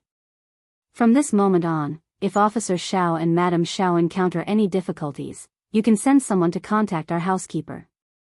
He is well informed about the happenings in the capital and has a wide network. Perhaps he can offer some assistance. Xiao Xian's heart was warmed by the support she received. Thank you for informing me, Auntie. I sincerely appreciate the concern and assistance from the prefecture lord and the princess consort. Rest assured, if I ever face any trouble, I will not hesitate to seek help from the housekeeper. Auntie Zhu smiled. Don't mention it, Madam Xiao, since the princess consort of the prefecture lord has already said so. Deep inside, Auntie Zhu felt a sigh escape her. Madam Xiao's destiny seemed intertwined with that of the princess consort of the prefecture lord and the young master, yet she had to part ways with them. After a brief exchange of words, Auntie Zhu bid her farewell and departed. Xiao Xian accompanied her to the door, expressing her well-wishes for their safety and well-being. She knew she could no longer visit Lord Omping Manor. A sense of sadness and disappointment washed over her. She had looked forward to spending time with the young master once they returned to the capital. The young master was like a child, and he was truly endearing. Xiao Xian returned to her room absent-mindedly and unwrapped the presents Auntie Zhu had given her. It was only now that she realized the abundance of gifts bestowed upon her by the princess consort of the prefecture lord. The box contained over 30 exquisite treasures, each one more splendid than the last. Among them were thumb-sized pearls, peepholes, tourmaline, rubies, sapphires, emeralds, and white jade. The most eye-catching item was a foot-high statue of a white jade goddess, exquisitely crafted.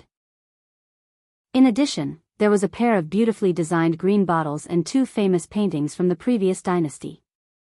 Unlike typical palace gifts, these treasures were meant for display and enjoyment. Each item carried an air of elegance and refinement that would surely be the envy of any visitor to her home. Such precious gifts were usually kept securely, not displayed openly, as they could easily be mishandled or misunderstood, leading to unintended disrespect. Jewelry could be worn, especially on important occasions, but it needed to be preserved well, and it could not be sold. The princess consort of the prefecture lord of Onping was known for her thoughtfulness and kindness. Xiao Xian felt a pang of sadness when she thought about the couple being forced to leave the capital with their son, all because of the troubles they had unwittingly become entangled in. Her heart sank even further when she considered how her husband had ended up involved with the crown prince's gang. Little did she know that the crown prince had not ascended to the throne and, as a result, his future looked grim. In other words, he would not have a favorable outcome. As the heir to the throne, he would either meet an untimely demise or be imprisoned. History showed that most of them met their end. After all, no new emperor wanted to keep such hidden dangers around. Chapter 1182, One step at a time. By that time, his followers would not be able to do anything good. However, things had already developed to this point, and there was no turning back. Xianxia hesitated. Would she pester Xiao Yunduan to betray the crown prince? The thought troubled her deeply. On the other hand, Xiao Yunduan wasn't willing to accept her, and the consequences of betrayal were uncertain. Who should they turn to after the betrayal? This question weighed heavily on their minds as they knew that betraying the crown prince would offend many, leading to potentially dire consequences. Moreover, bad luck seemed to loom on the horizon, casting a dark shadow over their decisions. Xianxia let out a heavy sigh. Emotionally torn, she decided to take it one step at a time. She acknowledged that the picture she had seen might not reveal the whole truth, leaving room for doubt. In any case, she hoped that things might turn around. Even if something had truly happened, they could plan ahead and stay vigilant. The option of slipping away if they sensed danger provided a glimmer of hope amidst the uncertainty. She was able to protect herself and Xiao Yunduan with her superpower, which brought some comfort amidst the uncertainty. Additionally, Xiao Yunduan wasn't a highly significant figure, and he could simply leave after resigning. The new emperor might not resort to killing them all, but it was crucial for him to assess the situation and determine his options. Xianxia managed to calm herself down as she considered this perspective. 2 days later, the family of 3 from Lord Anping Manor departed from the capital quietly, avoiding unnecessary attention. Xianxia refrained from visiting or bidding them farewell, but she entrusted Xianxia to keep a watchful eye on their departure. The news of their departure saddened her deeply. The uncertainty of when they would meet again weighed heavily on her heart. With nothing else to do, she waited for Xiao Yunduan to return home. As the days grew colder, she found herself longing for his company. Unexpectedly, Xiao Yunduan's governmental officers and women began visiting her almost daily, disrupting the solitude she had expected. Madame Lin and the others from the Hanlin Academy were all present, displaying polite and friendly attitudes towards Xianxia. Some of them seemed cheerful and lively, exuding a passionate aura. Xianxia felt compelled to reciprocate their friendliness and treated them in a similar amiable manner. However, she understood that their visits were primarily for Xiao Yunduan's sake and, more accurately, for the influence of the crown prince behind him. Sucking up to the crown prince was a privilege not granted to everyone, especially for middle-class officials who favored connections with the lower class. For some low-ranking officers, their entire lives in the governmental office might not lead to a meeting with the crown prince. Given the opportunity to associate with Xiao Yunduan, they wouldn't let it slip away.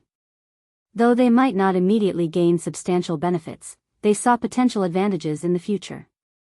As Xianxia observed them, she noticed their enthusiasm, yet she struggled to find someone she genuinely connected with. Her amicable behavior was merely a facade, as she felt the lack of true companionship among them. Madame Su and Madame Lin stood out as the most intriguing cases. They had never treated Xianxia kindly in the past and had been openly hostile towards her. Their reappearance at her door made them appear somewhat embarrassed by their past behavior. Xianxia could sense their jealousy towards her and Xiao Yunduan. True, not many people in this world could compare to First Madame and the princess consort of the prefecture lord. Finally, Xiao Yunduan returned home. In the afternoon, while Xianxia was chit-chatting with Li Qiu and Li Xia on the heated Kong, Song's surprised voice rang out. "Fifth Master is back. Fifth Madam, Fifth Master is back." Chapter 1183, Back. The 3 girls in the room were both surprised and happy. Fifth Master is finally back. That is great. Xianxia's eyes sparkled as she rushed out of the stove. She ran into Xiao Yunduan the moment she walked out of the room, almost bumping into his chest. Xianxia got startled. Before she could utter a sound of surprise, Xiao Yunduan took her into his arms. "Darling." Xianxia flushed and threw herself into his arms, saying coquettishly, "You are finally back." The familiar scent and hug made her face even hotter, but she felt sweetness in her heart. Xiao Yunduan chuckled and kissed her hair. "It is my fault for making you wait. You can ask for any compensation you want." Xianxia laughed. Xiao Yunduan smiled too. The two of them exchanged a look, looking so gentle. Xiao Yunduan took her into the room. Lixia, Liqiu, and Xianxia did not follow them in. They were all hiding somewhere. It was very quiet in the room and yard. It was quiet and warm, very suitable for something to happen. The two of them couldn't help but hug and kiss each other. There was no need to ask what happened after they left. They were here safe and sound, which was better than anything else. They could talk about other things later. Xiao Xian could not help but feel the closeness between her body and heart. She was lifted up by Xiao Yunduan, and she let out a cry of surprise as she wrapped her arms around his neck subconsciously. She looked up subconsciously and saw his dark, smiling, affectionate, and gentle eyes. She looked away shyly, making Xiao Yunduan chuckle. He carried her into the bedroom.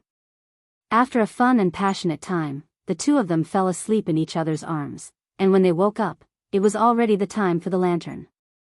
Xiao Xian's body was aching, but she did not want to move. But she felt so satisfied inside her heart, as if her heart had finally settled down. Then she realized that Liqiu and Lixia did not disturb them, which meant that they knew what their mistresses were doing in the room. So she felt a bit embarrassed. She snorted and covered her face with the blanket. Xiao Yunduan took her in arms and sighed with satisfaction. "Darling, so glad that you are back." Xiao Xian could not help but laugh. She snapped at him. "Oh yeah, I thought that you men would think that it is better when your wife is not around. Wouldn't it be great if he could do whatever he wanted?" Xiao Yunduan's hands tightened around her waist. "Of course not. I miss you every day." Xiao Xian snorted and could not help but complain. "I was lucky this time, but luck is always uncertain. Who knows what will happen next time? Let me tell you, I will not forgive you even if it is not your fault." She was going to keep the yoke on the shoulders and not going to listen to anything that might cause her trouble. She kept telling him about her bottom line, so he would be more cautious and cautious. If she had never mentioned this, he would not have paid so much attention to this, and he would have missed the secret. If something like this was amiss once, it might happen twice or 3 times. More importantly, Xiao Xian would not accept any amiss at all. She was going to throw up if she lost the man she had taken a fancy to. Chapter 1184. We are family. If you were interested in my little sister, this journey wouldn't be so boring, Iron Tower thought. According to his initial plan, his sister should have become Daoist couples with Han Feiyu and given birth to a child during this long journey. If everything went well, his little nephew should be at the foundation establishment stage now, capable of flying freely in the sky. Unfortunately, things didn't go well. Thinking about this, Iron Tower sighed deeply. "Eldest brother, you're sighing while we're eating. What's up?" Iron Blue approached with a plate of crystal long meat and asked. "It's nothing. Just feel that the 3 of us seem to lack something, feeling a bit lonely," Iron Tower hinted evasively. Iron Blue blushed and returned to cooking following the cookbook. Han Feiyu, on the other hand, casually continued his meal. Had grown immune to such comments after hearing them frequently. "Brother Iron, the journey back to my sect is long. Are you two sure you still want to accompany me?" "It's been almost 60 years now," Han Feiyu stated, aware that the journey back to the sect might take centuries. He didn't want to involve the siblings. "What are you talking about? Are you getting tired of us?" Iron Tower opened his eyes wide, showing a hint of anger in his voice. "Of course not. I was just thinking that since we've already received the signal from Ice Realm Immortal City, it won't be long before we can teleport there. I heard there are several esteemed ones guarding that place. It won't be as easy to breach like Ice Abyss Immortal City. You two could live a peaceful life there," Han Feiyu hurriedly added. He had the siblings' best interests at heart. He had even secretly prepared farewell gifts to ensure the siblings could practice their cultivation without worry. A large hand heavily slapped Han Feiyu on the shoulder. "Brother Su, do you acknowledge me as your elder brother?"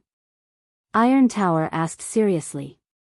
"Of course, we have helped each other out on this journey, you've saved my life, I absolutely will consider you as my elder brother," Han Feiyu solemnly replied. "Iron Blue and I have no relatives left in the extreme North Territory, from now on, we're a family. Wherever you go, we go.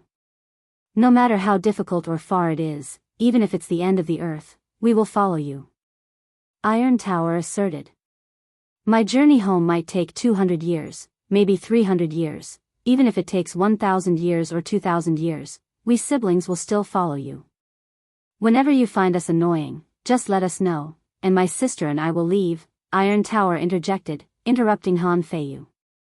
He knew his sister's personality. Once she set her heart on someone, she wouldn't give up. As the elder brother, it was only right to support her. According to Iron Tower's thinking, with time, affinity would grow. If there was no affection, it indicated that they had not spent enough time together. Eldest brother, thank you for following me, Han Feiyu expressed his gratitude. The journey was indeed long and he did need companionship. It says in the sex manual, if embarking on a long journey, forming a team is the best choice. The prerequisite is that those teaming up with you are willing to share joy and sorrow. He had contemplated staying in Immortal City to cultivate until his level increased before returning to the sect. However, recent events made him realize that without a powerful backing, nowhere was safe. Therefore, he particularly missed the days back in his sect, except for the occasional fear that his jade gourd's extraordinary fortune would be discovered by others. Those were the most enjoyable and comfortable days he'd ever had. What are you talking about? We are family, Iron Tower responded with a hearty laugh. At this moment, Iron Blue brought out another dish, stir-fried spiritual lettuce. This is the last dish. What were you guys chatting about just now? You seemed really happy, asked Iron Blue. Brother Han was sharing some of his fun stories from his time at the sect, Iron Tower replied with a smile. Brother Su, can you tell me about it? I rarely hear you talk about the old times in the sect. Iron Blue curiously said, she wanted to know the stories of her beloved person in the past. In the sect, I have a good brother named Sword Wuji. We used to be, having nothing to do, Han Feiyu began to talk about the amusing incidents in the sect in the past. At the Hidden Spirit sect, Su Fan let his temporary avatar replace him in refining the railgun, and his real body began to slack off.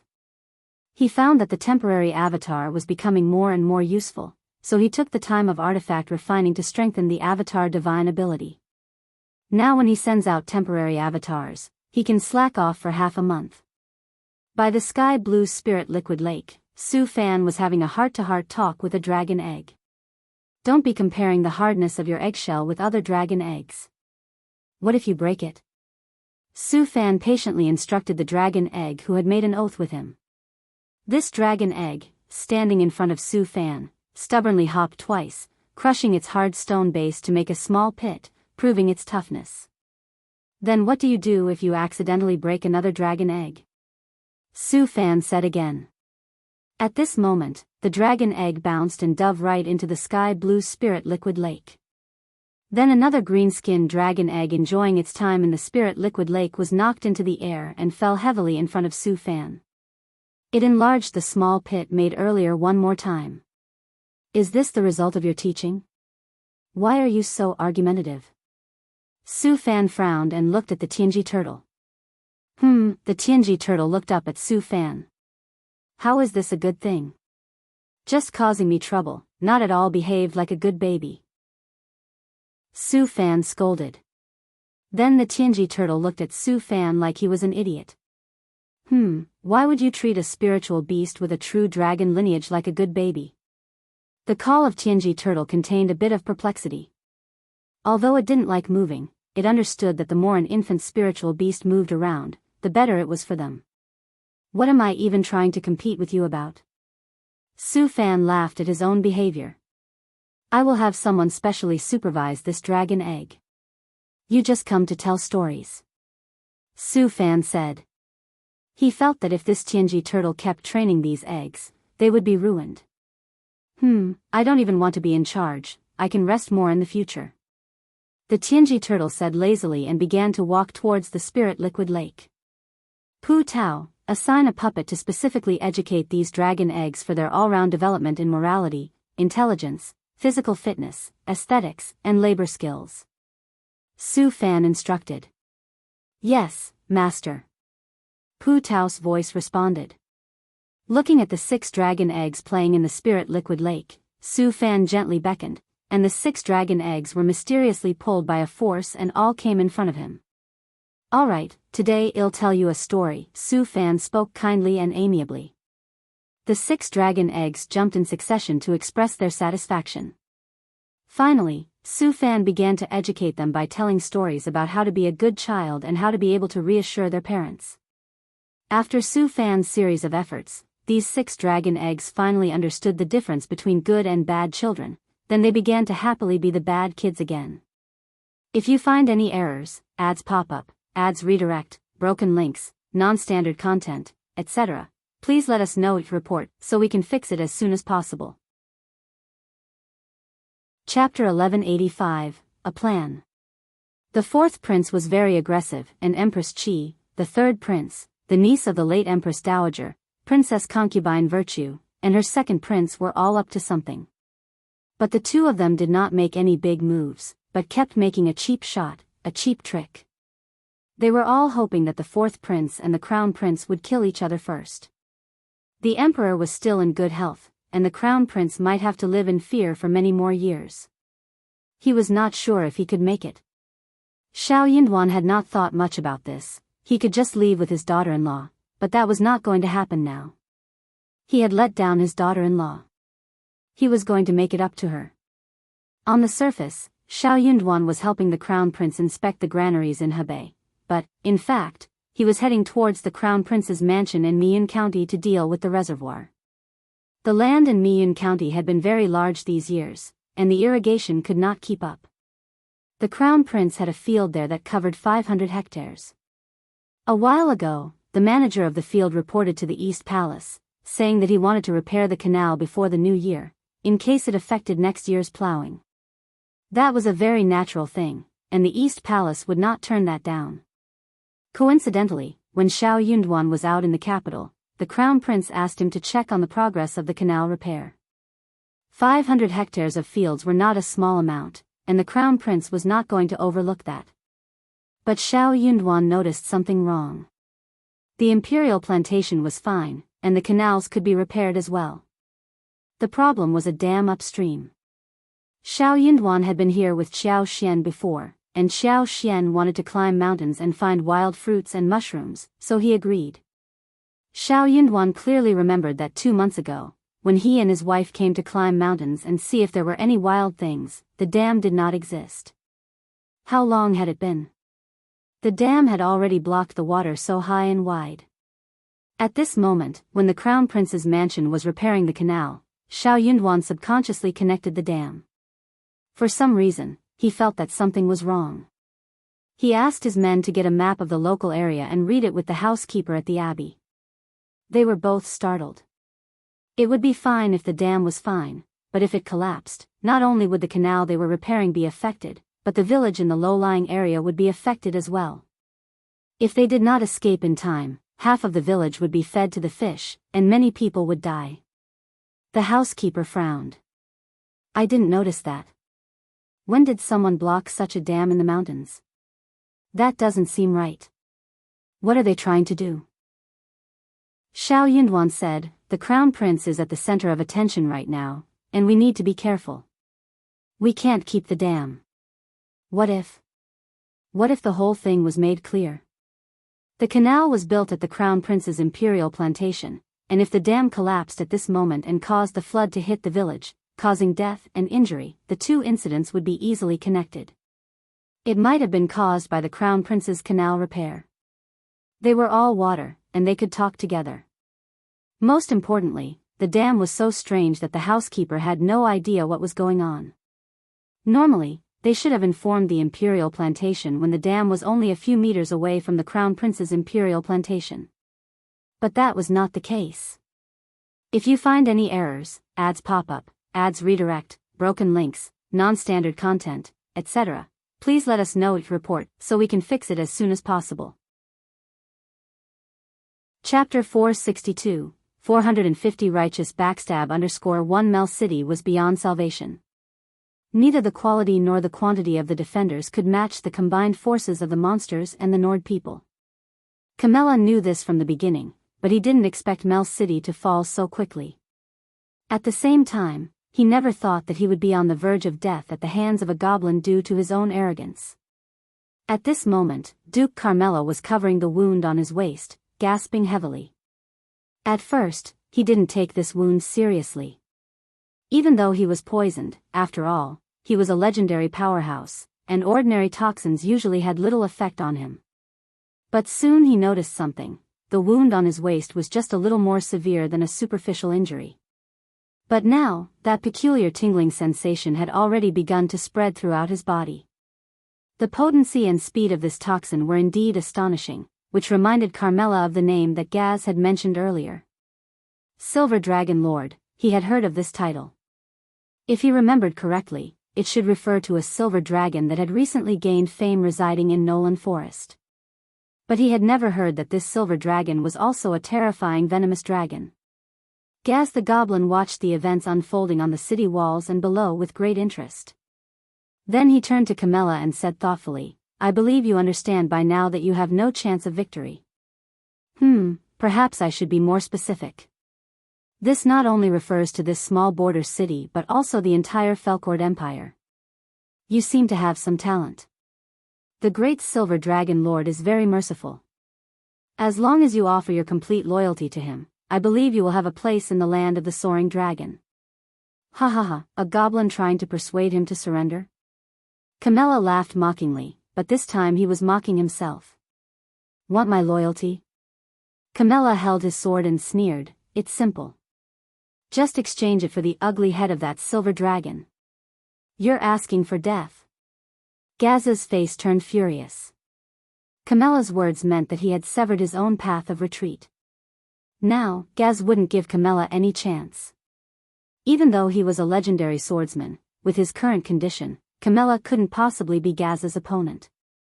Understanding this deeply, Gaz crouched slightly, and the pair of dragon wings on his back began to flap rapidly. With a sudden burst of energy, he stomped the hard city wall bricks into a deep pit, while Gaz himself charged at Carmela like lightning with his long blade in hand. Gaz didn't hold back this time. This attack aimed directly at Carmela's vital points. However, to Gaz's surprise, Carmela, who looked like he was on his last legs, had suddenly burst forth with astounding strength. Carmela had accurately deflected the strike, which should have been decisive. Then, the two engaged in a rapid close-quarters battle, the sound of clashing metal and sparks flying. After a while, both sides retreated, injured, to adjust their positions. At this point, Gaz looked at Carmela with a serious expression, ignoring his own injuries, as they were merely superficial. Slowly, Gaz's gaze shifted to his long blade, which had numerous notches from following him through countless battlefields. It seemed that Carmela's elegant sword was not ordinary. If Gaz's blade had been a regular long blade, it would have been broken by now. However, what Gaz was more curious and concerned about was how Duke Carmela could still be so powerful at this moment. Gaz squinted at Duke Carmela and quickly noticed some crimson mist seeping out from the battlefield and drifting towards Carmela. This mist looked similar to the Berserker's technique but was absolutely different. The mist greatly enhanced Duke Carmela's strength and seemed to alleviate the impact of the poison on him as much as possible. The source of this mist was the gruesomely mangled corpses. As the mist strengthened Duke Carmela, it also imperceptibly exerted immense pressure on Gaz. Despite the additional injuries, the corner of Carmela's mouth was slightly upturned. He looked at Gaz, his expression longing. The god of war will look after his faithful servants. Perhaps Mel's city is doomed, but you must pay a price for it. This price would inevitably include the life of this goblin. The fall of Mel's city was inevitable, and all Carmela could do now was try to relieve the Empire's pressure as much as possible. For example, by taking down this troublesome goblin and then killing as many monsters as possible. Hoo-hoo, Carmela's chest heaved up and down, and at this point, his previous elegance was completely gone. In order to maintain his current state, his heart was on the verge of collapse. While the mist enhanced his strength, it also became a burden on him. It wouldn't be long before it disintegrated him and left no trace behind. Therefore, he had to fight quickly. Ah! Large amounts of mist wrapped around Carmela like red ribbons, while his muscles swelled up like balloons. The magnificent armor he wore soon reached its limit and exploded outward like an overinflated tin can. Gaz stood across from Camilla, frowning at him. His opponent was now swollen like a lump of flesh, looking incredibly ugly but also giving off an intense pressure. Gaz swallowed with difficulty. Camilla was a veteran swordsman with unfathomable strength. At first, he had only gained the upper hand by cunningly using poison. But now that Camilla had reacted like this, his pressure increased greatly. However, Gaz soon relaxed, even sneering and gesturing at Camilla with a hooked finger. Camilla was shocked at first, then rage clouded his mind at the sight of the goblin. The mockery was highly effective. "I'll cut you into pieces." Wielding his sword, Camilla swung a few flourishes and prepared to charge forward to put an end to this damned goblin. But before he took a few steps forward, he saw Gaz inexplicably tilt his head to one side, and a delicate, lightning-charged lance grazed his scalp and embedded itself in the wall behind him. From this angle, witnessing this, Camilla sensed that something was wrong. When he looked down, he saw that a hole the size of a frying pan had been blasted through his chest.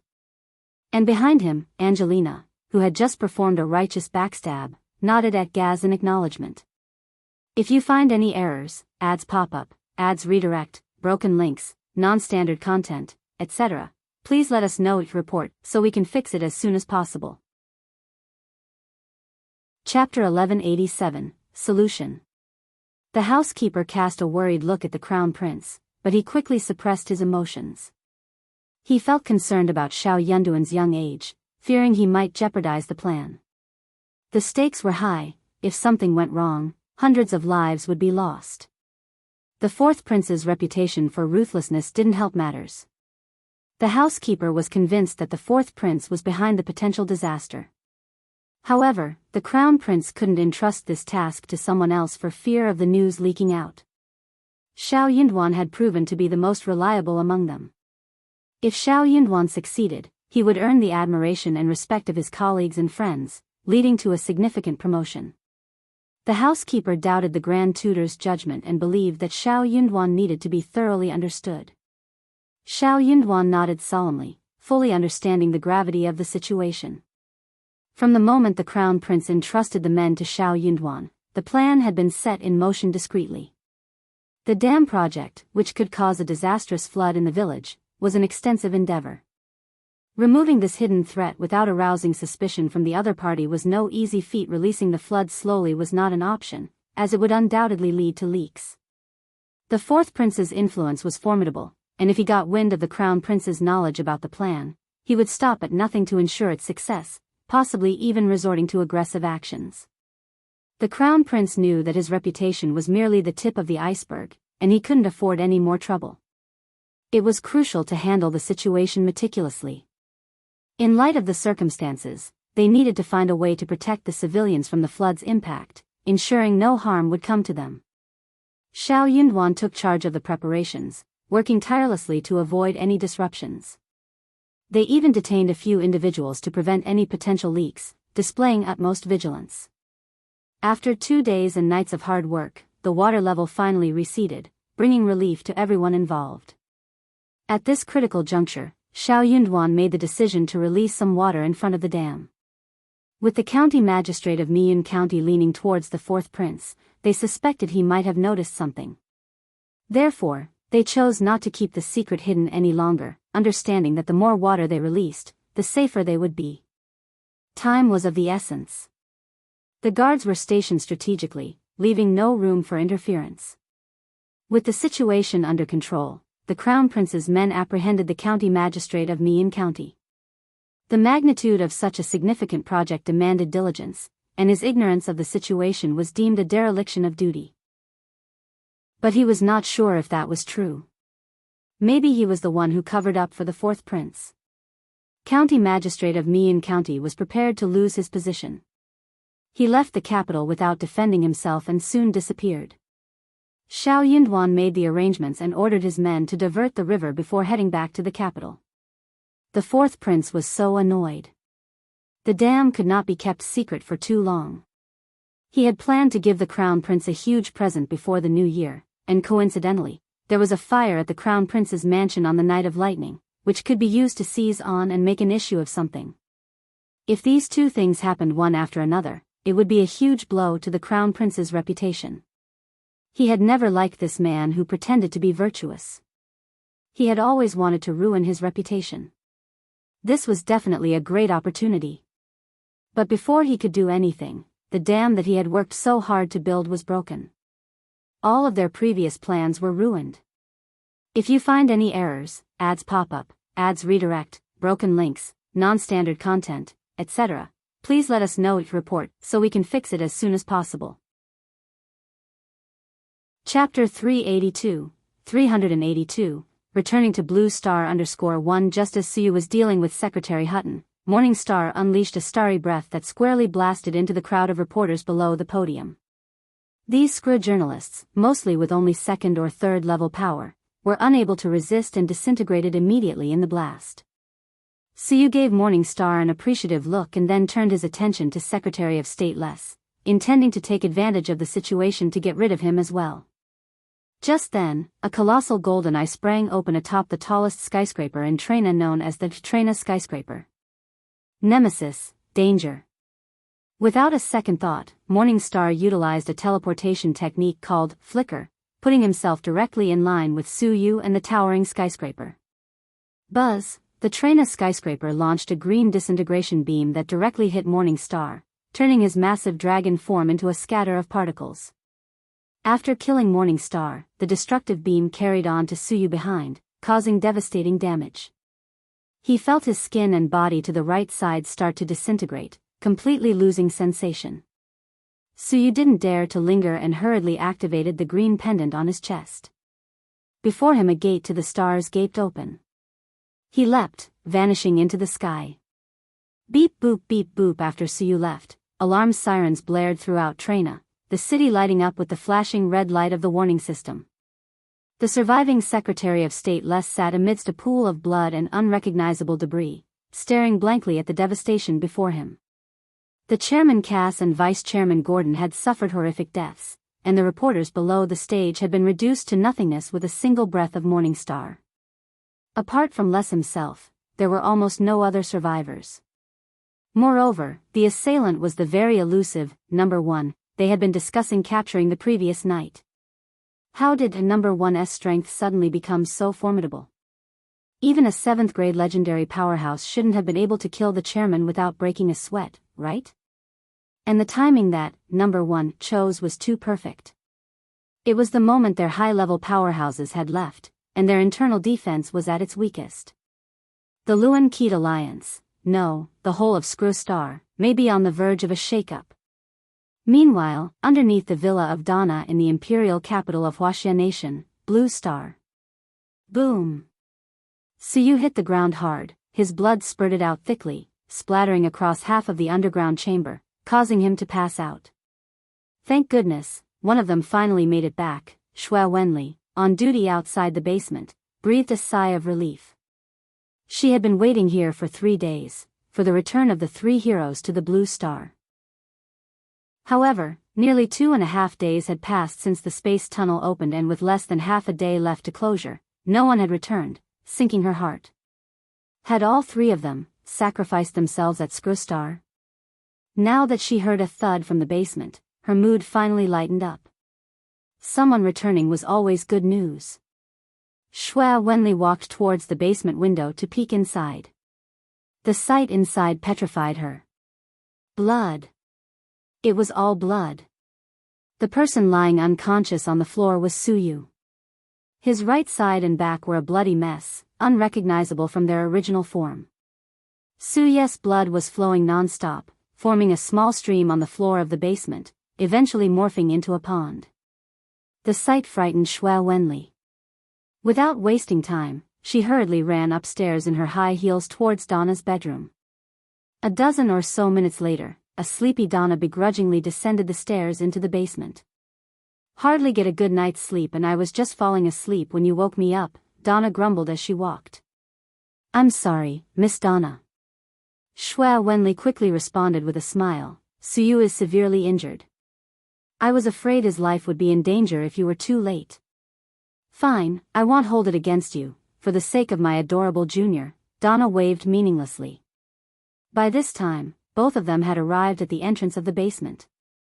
Donna looked at Shui Wenli. Stay at the door and don't move or step inside. The spilled magical energy might kill you directly. Do you understand? Understood. Shui Wenli replied promptly. Being an ordinary human, she wouldn't dare risk herself. But she didn't waste time. She promptly sent a message to notify Zhong Feng and Commissioner Zhang to rush over. Okay, Donna nodded and opened the door to enter the basement. Upon entering, Donna glanced at Su Yu, almost a pile of mush on the ground, completely expressionless. Tisk, tisk, injured like this by a minor level 1 civilization, it seems that this junior fellow is not very skilled. Donna shook her head, knelt down, and unbuttoned Su Ye's clothes to examine his injuries. However, after examining Su Ye's wounds with her mind, her expression changed to surprise. Disintegration beam? It's a wound caused by the disintegration beam? It seems that the junior has done a remarkable thing. Disintegration beam originates from the divine technique Grand Disintegration, a superpower that only planet-level beings can control.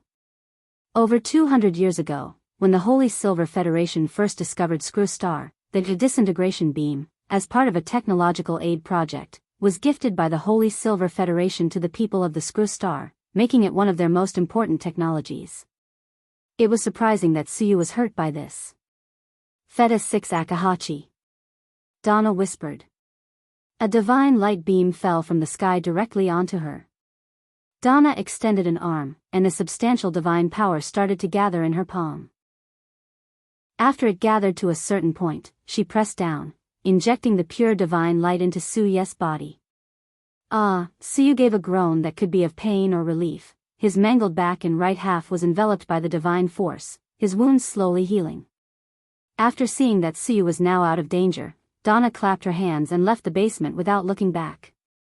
Seeing Donna exit, Shui Wenli quickly met her outside. Miss Donna, how is Suyu? Is his life in danger? Donna glanced at Shui Wenli and calmly said, Don't worry. He won't die. You wait at the door. In about 2 hours, he will come out of the basement by himself. After saying that, Donna yawned, I'm going back to sleep. Don't bother me unless it's urgent. After that, Donna walked towards the stairs. Okay, Shui Wenli peeked through the basement window, hoping to see how Suyu was doing. However, not long after Donna had left, she suddenly came back, her eyes set on Shui Wenli. Miss Donna, is something wrong? Shui Wenli felt uneasy under Donna's gaze.